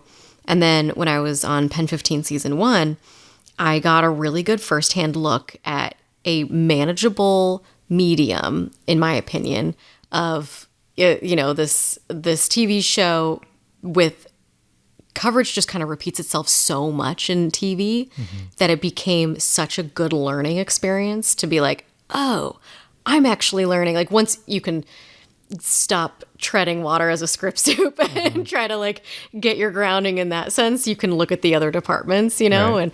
and I'm like, wow, directing is really cool. I'm going to learn as much as I can from all the directors that come in here. Yeah. Same with camera was very fascinating to me too, and DPing and all that. And so I got to really see that. But so I was on Pen 15 season 1, and I thought, you know, this is a really fun thing to do. I wonder if I could do a short, you know, and I asked my friends, should I do that, etc. And I got an overwhelming encouragement to try it out. So I thought, okay, I'm going to ask my friends if they've written a script that they want directed, low stakes, you know. And I found a friend who had a script that I really liked. And I thought, you know, talking about sex trafficking and talking about interrelationship dynamics is really interesting. And having 2 people in a room is something I can do, blocking wise. I didn't want to bite off more than I could chew. I wanted to try everything out. I wanted to raise the money. I wanted to hire the people. I wanted to just kind of, and I hired my friend Roxy to produce. She's a phenomenal director now. She used to just produce, and then she made the switch to directing, and she's so good at it. Roxy, she is a really good mentor. Anytime I have an opportunity to be her script supervisor, no matter the budget, I'm like, yes. Yeah. So I knew she was the right person to have on set, because you step in your role and you're just like, okay, I'm doing this for the first time. It's like I was so comfortable script supervising and then flipping the coin. I'm like, oh dear God, I have to answer your questions. Oh, you're asking me the continuity questions now. Right. Shit. But it was a really good learning experience, I thought, and I liked it. It was really hard, but it was really rewarding. And just like holding the hard drives at the end of the day was so cool, and being like, this is the story. So yeah, I guess that was my very first project. And that project is called From This Day Forward. Yes, From This Day Forward. And it's about a woman who is a survivor of sex trafficking, getting intimate for the first time with her husband of 2 months.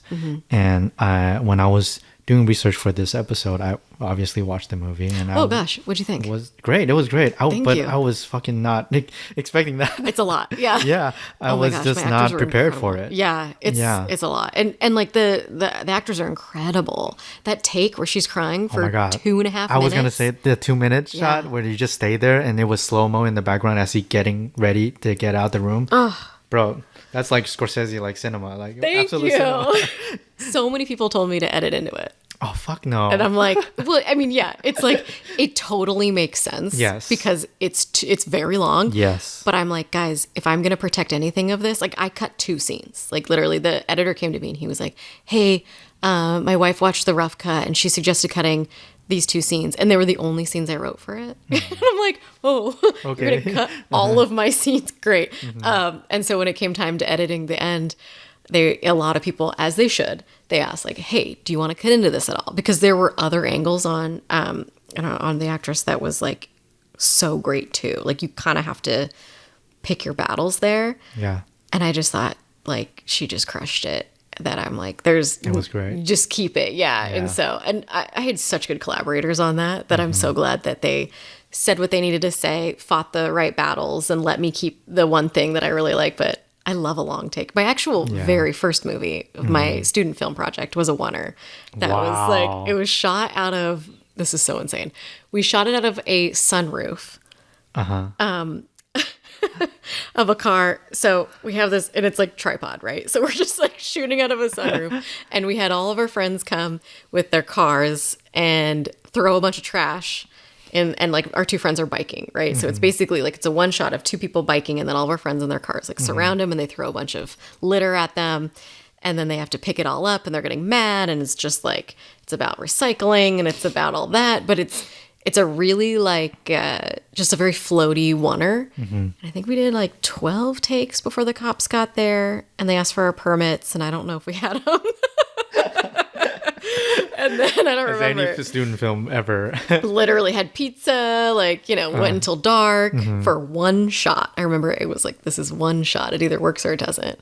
So Good times. Yeah, I love a oneer. Oh my gosh. It's it's my favorite. Well, I think you fought the right battle for this one. Thank you. And it was something, I feel like it was super daring that to have this 2.5 minute shot right in the middle of a 10-minute short film. Thank you.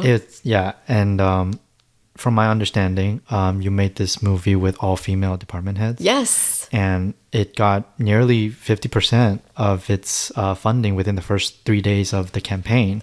I have a story about that. Yes, do tell. Okay. Incredible. So, thank you. Yeah. I was raising money. We shot this in January. So I had to raise money during the holidays. And the company, rightly so, gave me a little bit of forewarning. They said, you're coming into the holidays. People aren't always you might not hit your mark right away because a lot of people are spending a lot of money on gifts and all that stuff. And I'm like, oh, that's valid. Yeah. So I was very confident that we could raise the money pretty quickly. But they really pressured me to give myself a longer window. So you can do different window markers, I guess. And you have to get about 80% of your funding to even pull it out. Which is daunting in and of itself, but I learned a lot in that sense, and how to market that and how to really promote the film. And we made 50% in 3 days. And I remember thinking, I was looking at my friend who was a writer, and I'm like, damn it, we have to wait so long to get this money. We actually had finished, I think, filming before going into post, and then that's when we could get the funds. And I'm just like, come on, you gotta be kidding me. But it was so nice and so overwhelming to just get that much support in 3 days. That's also another clue that I was like, okay, I'm on the right path. So yeah. Well, there's something that was very, very difficult. Like, how did you manage to achieve that kind of thing? Oh, the fundraising? Yeah, it seemed super hard. Yeah, and I definitely fucked up a bunch of times. I would ask, film communities, hey, can you promote my short? And a lot of people are like, normally people just copy and paste what they want posted. And I'm like, I didn't know that.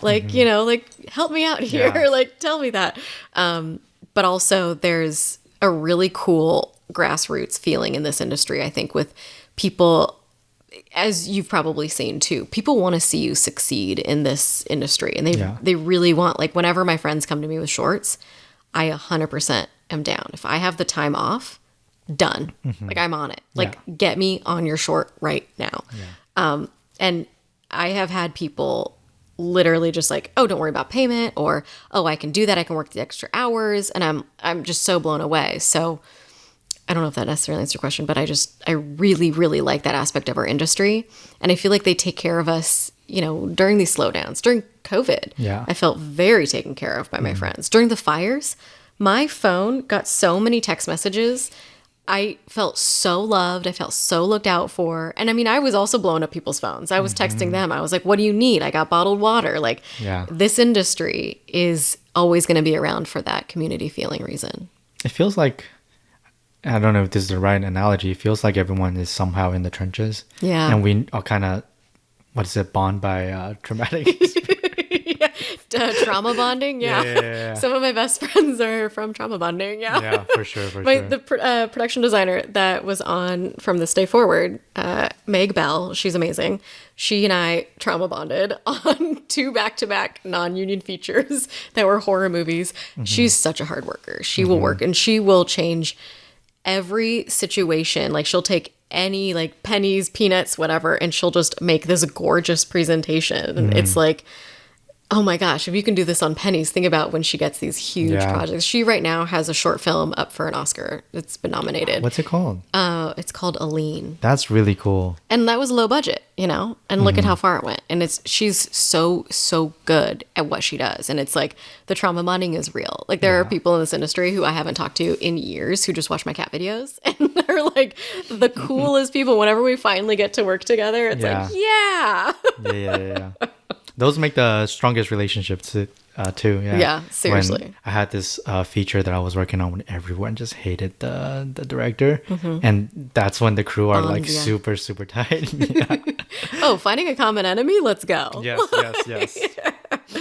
But you made POOOFY a couple years later, which is a completely different movie from this day forward. Tell me about POOOFY, this little project that you showed me last time we talked at a coffee shop. Funnily enough, right? So what does that mean? What is everything? Why the miniature? What's POOOFY? Yeah. Well, okay. So I was submitting from this day forward to festivals during 2020, and everyone's like, "Wow, it is way too dramatic. I need something more lighthearted." Now I do think in retrospect it was because it was the pandemic, and normally festivals love the drama. And I'm like, I'm going to make something weird. I'm going to make a surrealist short in 5 minutes. Let's see what happens. And I'd written a short. So in between From This Day Forward and POOOFY, I took a sketch comedy writing class, or course, I guess. And I wrote a whole sketch show with a bunch of 3 to 5 page sketches. And so I had a bunch of these ideas that I was like, oh, this will be super fun and I can pull from that. And this one was obviously super like a weird one where she's in a wedding dress, but I was like, maybe she can't move on. And she's like literally wearing, the clothes that make her, like a suit of armor, but like it's physical. I wanted it to be very surreal and very, it comes out of left field on every level. But you either are super into it or you're not. And it's so fun to like watch people be like, huh, or some people be like, yes.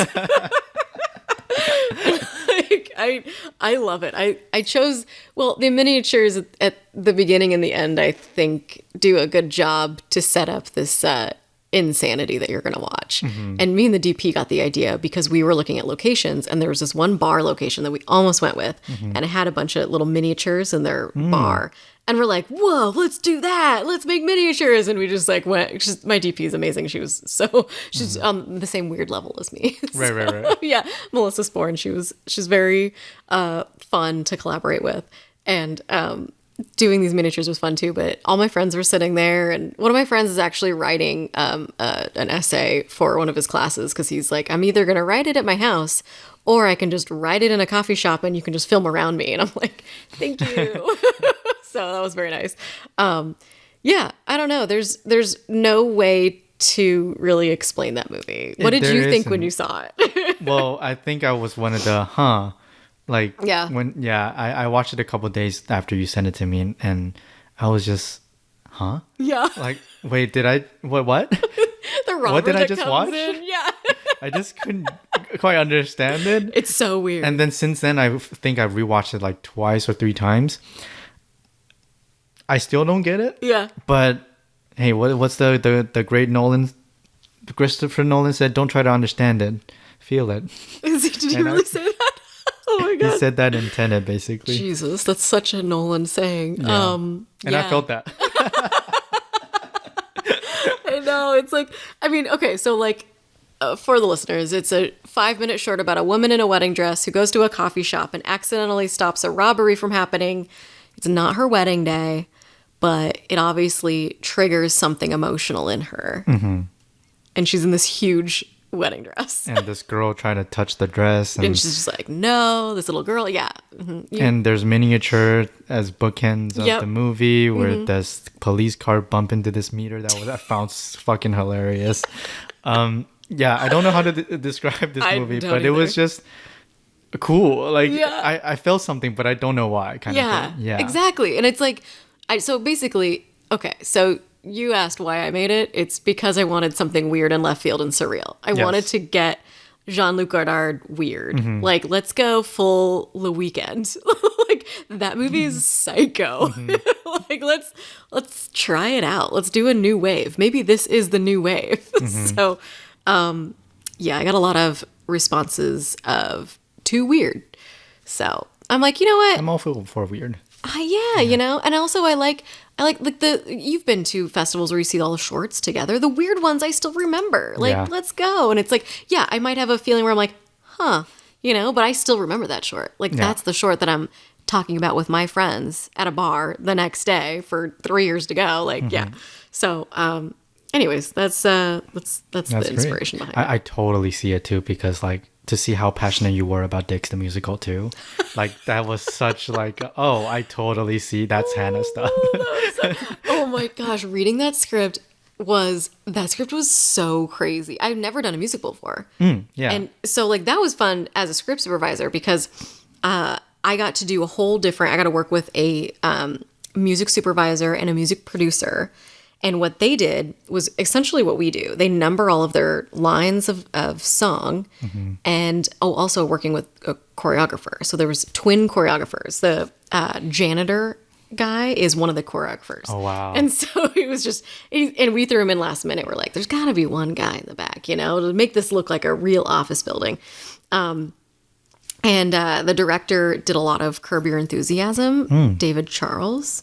He is very much documentary style, so he does a lot of last minute stuff, which is a really interesting juxtaposition to planned choreography and planned playback in music. Mm-hmm. So that was very interesting. But I think you would love my notes from that, just in the sense where it's like... I've seen some of them. Okay, yeah. Oh, I think I submitted a shot description. Hieroglyphics to me. I mean, I'm sure you've written just as insane probably, of a shot yes, description. I have, yeah. And that's what drives me crazy as a script supervisor, when it's like the camera's moving around 500 times and you're like, I got to describe all of this. Yes. Like, the editor doesn't even want that. Like, they don't know. I wanted to ask you about how is it different scripting a narrative in a musical, because, you know, I haven't done any musical. It seems something that is really far and unachievable almost. It's daunting for sure. I got hired from the same line producer who does Pen 15. And so he was very good at persuading me to be like, just try it out. Like, you figured it out this far. Like, why not? The difference is you have a very clear delineation between scripted, like, scenes and the playback music singing bit, which is so organized and planned. I mean, obviously, this one was, you know, there could be others out there that are more ad-libby, but this one, it almost felt like, because it had to be verbatim and the song is there, the lyrics are there, like, it's really just finding blocking. And so you shoot all of the scene, and then you go into it's basically like a different scene. Yeah. And you can, I never slated it differently. I put it in with the same scenes, but, you know, you could do that if the editor was looking for just the songs, you know. Maybe on the next one I would do that. But is it very different? Or it's just basically the same with playback, basically? Yeah, it's kind of just the same with playback. I would say the hardest part was, well, not necessarily hard, but the fun part about doing a choreographed scene was working with B camera. Because A camera's getting the money shot, right? B camera might be getting a really fun moment. Like, there's a moment where both of the twins are walking up to the elevator to get to their job, and there's a hip thrust moment. And I walked up to the B camera operator. She was so cool. She was just so down with like anything. And I walked up to her after watching the blocking, and I said, "Hey, just let you know, there's a really funny hip thrust beat here." And she loved that to the point where she tilted down for it, and then did a quick little boom tilt, and then went back up because it's all handheld. And so ever since that scene that we shot together, I would go and tell her like, "Oh, hey, there's this other thing that I got from blocking." And she's like, "Oh, cool. Thanks for the tip." Because it makes everybody look good, right? Like if you're telling the boom operator, "Hey, there's an ad-libbed line here. Make sure, you get that," or just to tell the cues kind of thing. Like your cue line is different now. It helps everybody and it makes everybody look good. Yeah. So that's why I always like doing that. But yeah, so I guess to answer your question, it's not really different. Well, it's not harder. It's just different. Yeah. And it's just a very well rehearsed scene. Yeah. Yeah. It's finding the camera angles. Yeah. And most of the time, you really can only do one. You're just singing. So not just singing, but there's only like, we really leaned heavily on our Steadicam operator, and he's so good. Yeah. Nathan Lane doesn't rehearse. He just goes for it. So the intercutness with him and Megan Mullally with like their like, lonely bit, those were all oneers. And at a certain point we're like, ooh, how do we make this like an 8-minute oneer of each one? But obviously it needs to be cut together for the story. So I think so much of the job, at least from my perspective, is thinking how impossible something might be, but then to learn that actually it's very achievable. Like it's actually closer than you think it is. Yeah. Yeah. Isn't that crazy? I mean, you can go in and like have the nerves and like I've been super nervous on stuff, but I always remind myself and other fellow script soups who might be a little bit nervous, I say, you can only record one take at a time, and there might be 5 cameras on it, but that's it. It's what's happening there. And like with ad lib, right? Yeah. There's only so many jokes that work. There's only so many jokes that an actor can just say. I mean, okay, with the exception of Nassim, she is so talented. I did Chad season 2. Yes. She would do like 10 jokes. And I'm like, I'd be sitting with the head writer, with Lindsay, and I'm like, we got to pick some because you don't have time to shoot 10 responses. 10 yeah, like there's a reason that Nassim was on SNL and it's talented. But Nassim aside, definitely there's only so many ad libs. So like you said, like you might be super nervous going into it. I mean, you're working with these like crazy talents or whatever, but they're just as nervous as you and they're getting the information at the same time as you. Yeah. And we have the benefit of we're reading the script and we know what's coming. We have all the blocking in our brains and they're figuring it out. So yeah.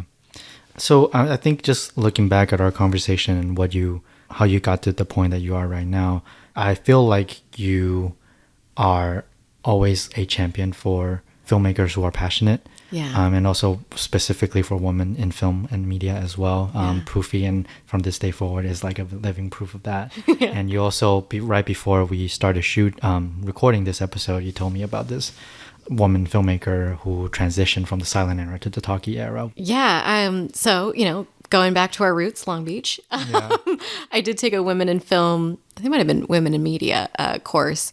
And I learned about Dorothy Arzner, who was the first and only female director to go from silent to talkies. She was to transition from a silent movie to a talkie was already challenging because you're learning how to incorporate sound and dialogue and all that stuff. And then to realize that, women really did pioneer filmmaking in America. And it's crazy to see the fact that it got taken over by studios and men, white men who are just constantly closing the door on women in that sense. So to see a female director take on this challenge and succeed at it. She has so many credits. She's phenomenal. And she started as a script supervisor. So, as a script supervisor history goes, we started out as taking notes on set, a little bit secretarial. So we get the whole, gender issue there and why there are certain terms that still bug people. So it's very valid. And then at the end of the day, you'd shoot about 3 pages. She would take the footage, and script supervisors are also assistant editors back then, and they would do a rough cut. And so obviously that job expanded, and we shot for longer hours and more pages, and you needed an assistant editor. So a lot of editors are women too. And it's a really cool transition in that sense. And she learned a lot in that sense. I think she actually started as a typist. And she was so bad at it that somebody had to finish her scripts for her. And so she immediately was like, there is no way I can do this. So she really inspired me. She went from, typing, script supervising, assistant editing to second unit directing into directing. And before this, everybody had cool jobs in the, turn of the century, in my opinion. She had a wild job of driving ambulances during World War I and just like... That was wild. What? Yeah. Like you do that for a few years and then you're like, what else am I going to do? Like wild to me. So she's a great influence to just see this person who's had multiple careers, had a lot of uphill battles that she had to climb. Just getting actors to take her seriously was probably difficult, and producers and hiring, and not to even mention the wage gap that she probably experienced. A lot of her movies are called women's films, and so they weren't given the right billing, unfortunately. So there's that. But yeah, she inspired me and honestly like helped ignite that spark of, wow, okay, if she can persevere, what can I do? Let me jump in the ring and try directing too. So, yeah, I don't know. There should be a biography made of her. That's what I was just going to say. Really? It sounds like there should be a biopic about something like that. Gosh, I would love that. Let's make it. Yeah. Start writing it. All right. Start writing it. Yeah. Oh my goodness. Yeah. But you are working on something right now. Yes. Your third short film. Yeah. Which you title as a teen rom-com. Yeah. I'm messing around with a couple of titles right now. My friend called it. She graciously took some notes on it to help with edit. And she said it should be called A Good Sign because it's about ASL and kids. And so basically the pitch is a foreign exchange student who she was born in Connecticut, went overseas with her dad for military and came back middle of high school, right? The worst time to come back, and you miss all your friends and all that. So she's very much an outsider trying to assimilate back into a country that she started in. There's this whole interesting dynamic of the duality of citizenship. And she knows sign language because her older brother is hard of hearing. So there's that aspect as well. And she is in a English class, and she's introduced to the class, which is literally social suicide. Being told, like, there's a teacher bringing like a big old spotlight on me, and so she teaches this. She makes a funny joke in ASL, and there's a hard of hearing student there who laughs at the joke, and then also I don't know if you went to public school in the States, but you have to learn square dancing. Oh shit, you did? Yes. That sounds horrible. It's terrible. And also why? So that was a requirement. I don't know if it's a West Coast thing or not, but yeah. So everybody took square dancing in PE class. Can you imagine the awkwardness, right? Hell no. I'm like, this is the perfect setting for a teen romance. So put them in that class. They super bond there. Oh, that's so cute. Yeah. And then there's the whole like prom comes up, right? But then there's a bunch of stuff, and I won't spoil the ending. But yeah, I entered it into a competition. We'll see if I win. I'll know by the end of February. But if I win, I get the funding for it. And I'm just prepping for it because it's like I love the story and I want to make it. And whether I get the funding or not, I'm going to make it. So. Is that something that you're planning to probably make this year? 100%. Hopefully. I need to make another short this year. I'm itching. Super excited for that. Thank you. Yeah, all the best. All the best. Thank you. Right before we jump into the lightning round, any war stories you would like to share? This is a reoccurring segment where we ask our guests some of the very horrifically memorable moments when they're working. Boy. Check that NDA first. Yeah. I will keep it. Probably won't name names, but I've been yelled at. I've been cussed out. I've been called names. Yeah, let's go. Oh my God, right? Yeah. To the point where like one movie, they had to delete footage because an actress was yelling at everybody. So there's that. I've had directors just belittle the shit out of me.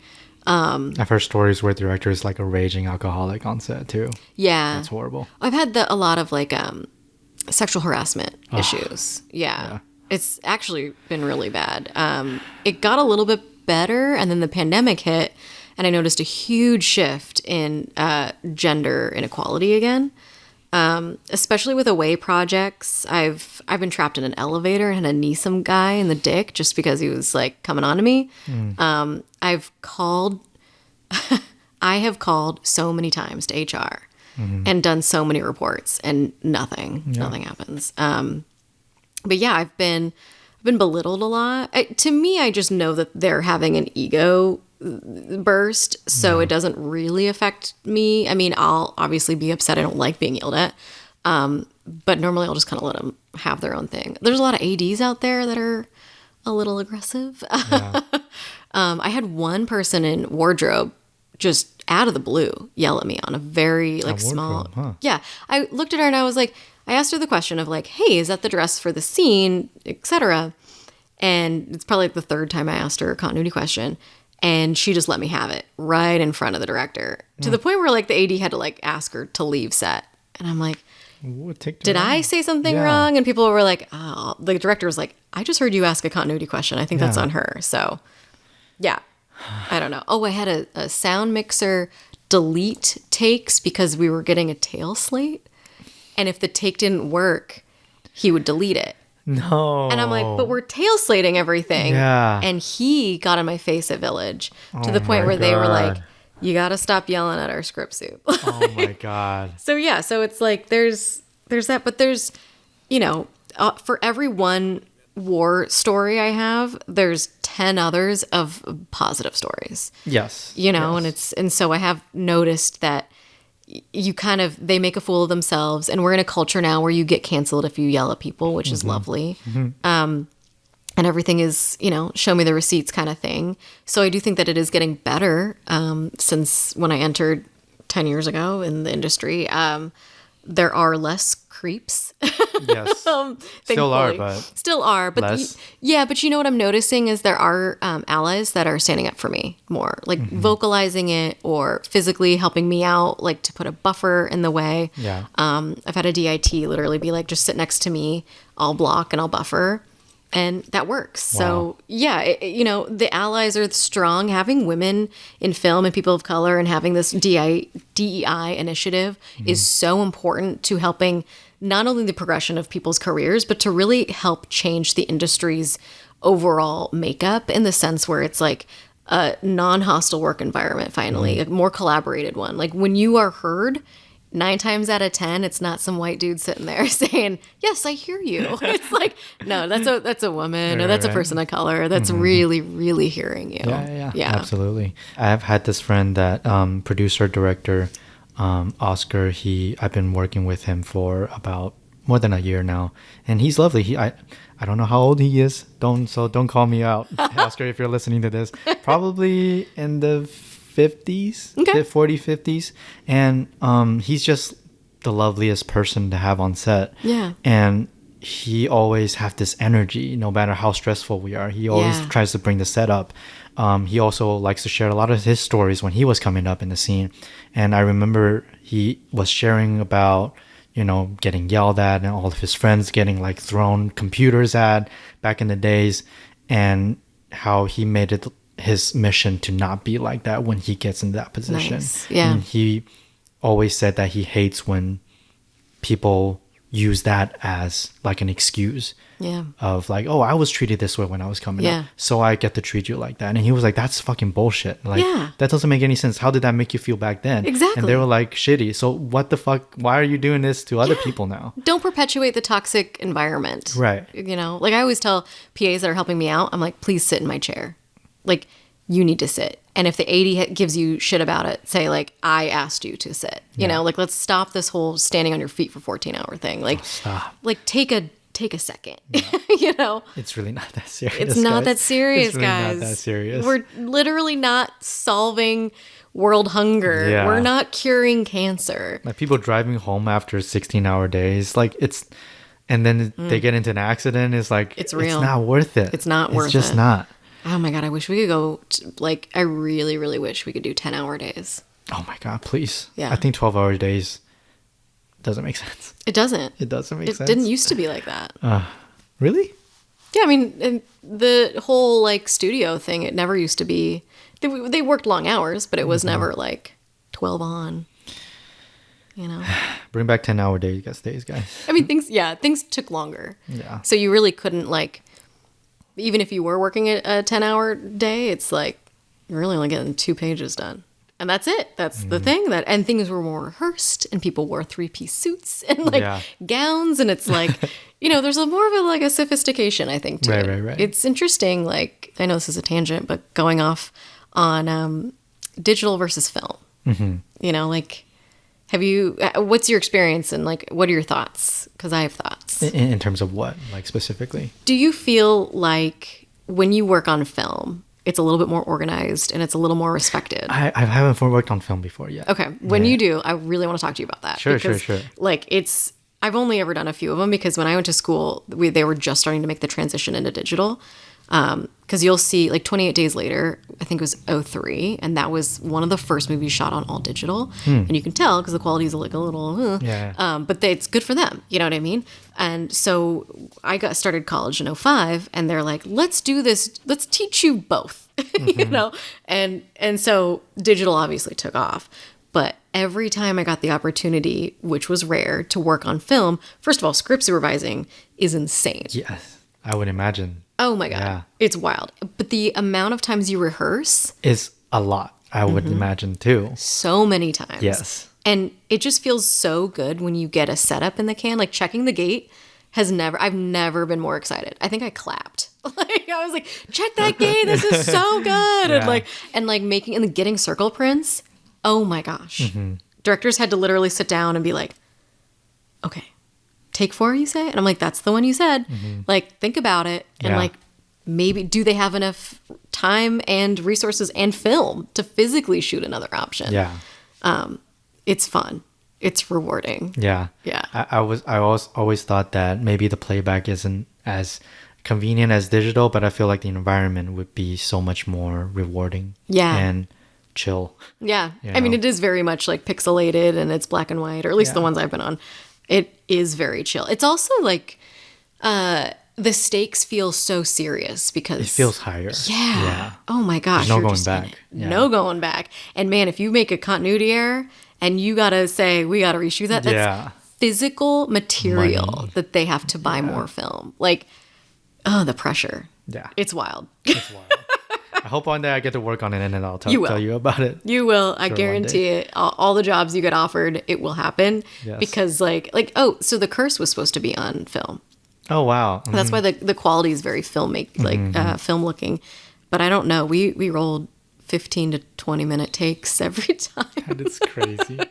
Yeah, like when they shoot on 8K or even bigger than that, it's just like they burn through cards every 5-10 minutes, like card swap. The like poor DIT. Yeah. Oh, the downloading. Oh my God. But you don't get that kind of issues in film. It's the stake is much higher than that, than just swapping a card. Lightning round. Okay. We're getting towards the end of our episode here. Oh my goodness. Let's take a sip of water. I'm nervous for lightning round. Oh, you okay? Yeah, I'm good. I'm so nervous for lightning round. No, nothing to be worried about. Just lightning round. I don't want you to think too much about everything. Just say what's the first thing that comes to your mind. Okay. Biggest pet peeve on set as a script supervisor? Oh, okay. It's when people make like unnecessarily, like they talk to me on set when I'm working, or they have like a pen clicking tick, or they tap their leg. I know it's not that big of, it's just, if it's my work situation, like put your phone on silent, like don't watch videos, stuff like that. That's a constant pet peeve. It's a small one, I know, but like that's the one that I deal with every day. For sure. The hardest piece of continuity you ever had to work with? Probably when I worked with David Mamet and the prop matching, because we were shooting like averaging 20 to 25 pages a day. And that is crazy. Yeah, the scenes were long. I mean, it was 5 scenes. We shot a feature in, I think it was 5 days or 7 days. Wow. It was a lot of pressure. Yeah. That one was really hard. And then I think the one that also was really hard was the Choose Your Adventure scripts. My God. Yeah, the amount of pressure just to get everything organized was so much work. That's where I needed an assistant. Oh my gosh, yeah. Who's the GOAT? Who's the GOAT of script supervising? Do you have an answer for that? The GOAT? I mean, Randy Feldman. Like, Randy she's Feldman. amazing, yeah. The GOAT. What would you rather deal with, multi-wildcam setups every day or a production that has a rewrite every day? Oh my God, what a good question. Would I get the rewrite before we shoot or in the middle? In the middle. Oh, crap. Is it an option or is it it's a true rewrite, huh? Oh Yeah, my gosh. it's a No, rewrite. okay. I'm going to say wild cameras because while that is insane, at least the script isn't changing. When the script changes and we have to redo everything, it's like so hard to deal with that. Yeah. Oh yeah. my gosh. Good answer. Favorite tattoo of yours? Oh, I love so many of my tattoos. I really like my back tattoo and I really like my leg piece that I just got.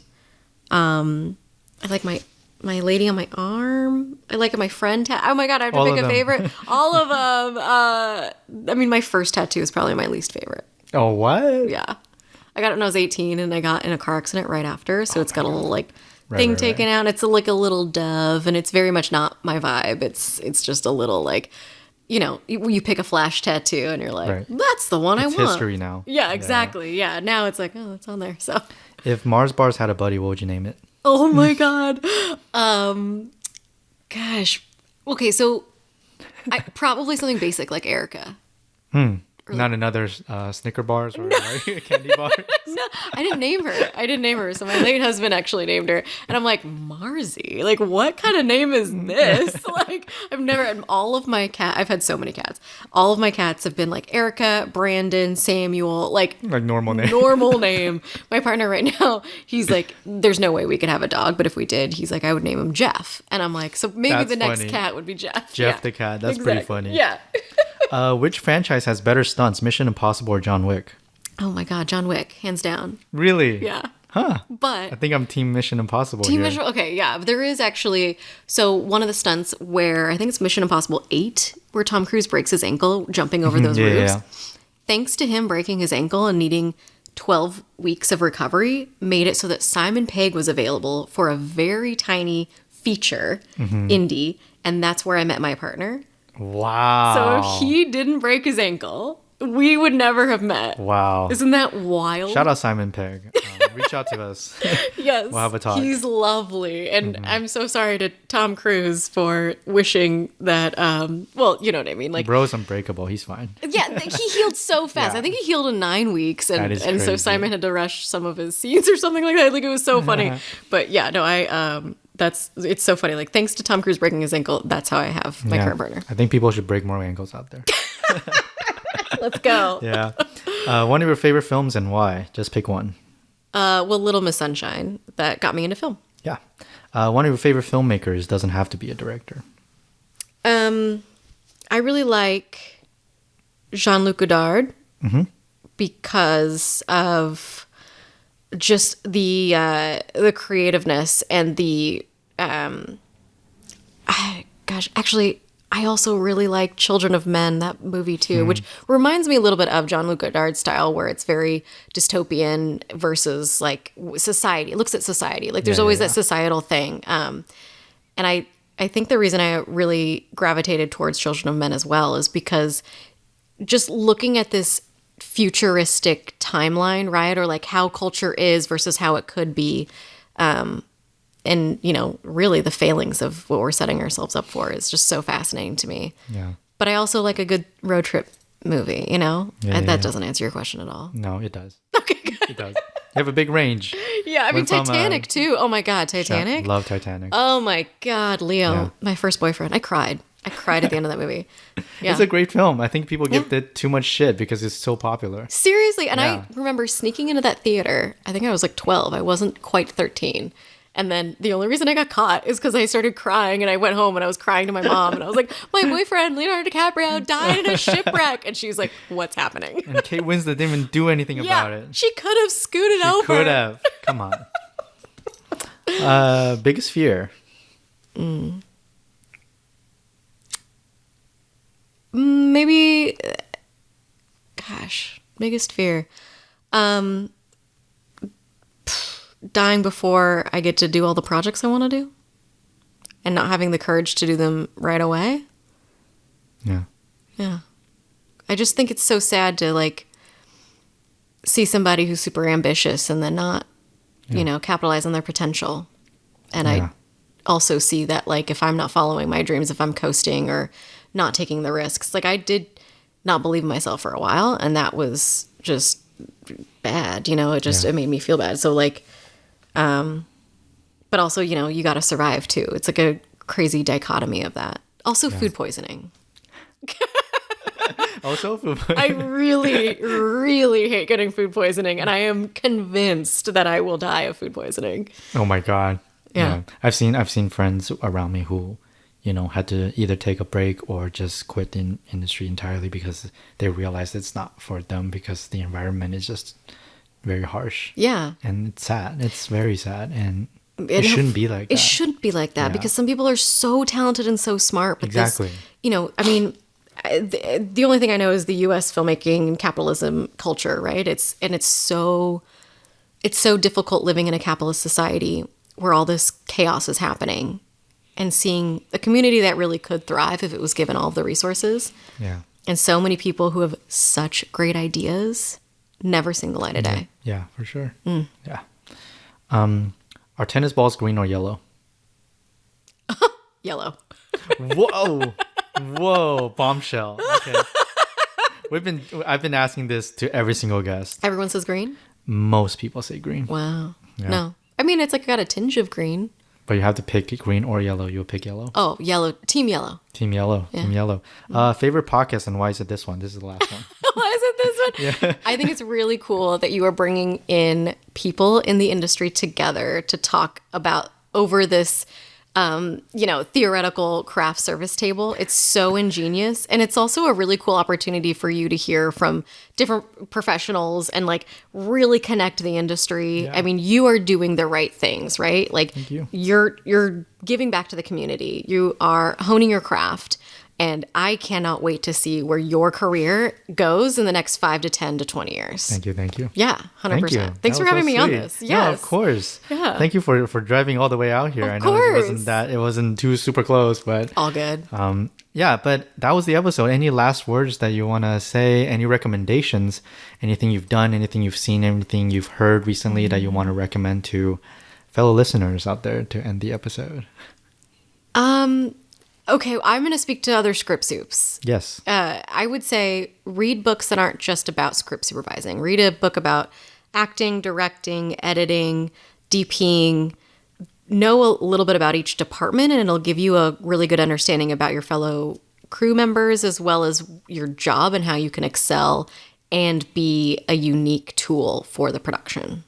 I guess educate yourself on multiple departments. Yeah. For sure. Yeah. Great advice. Great piece of advice.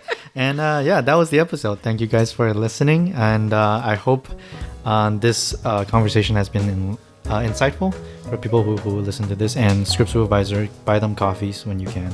And thank you for listening, guys. And bye. Bye. Bye. Yay. We did it. This was so much fun. Oh my God. Thank you so much for asking. Yeah. No, thank you for coming. This was super, super fun. Are you anytime you want to do another one? I'm always down. Yeah.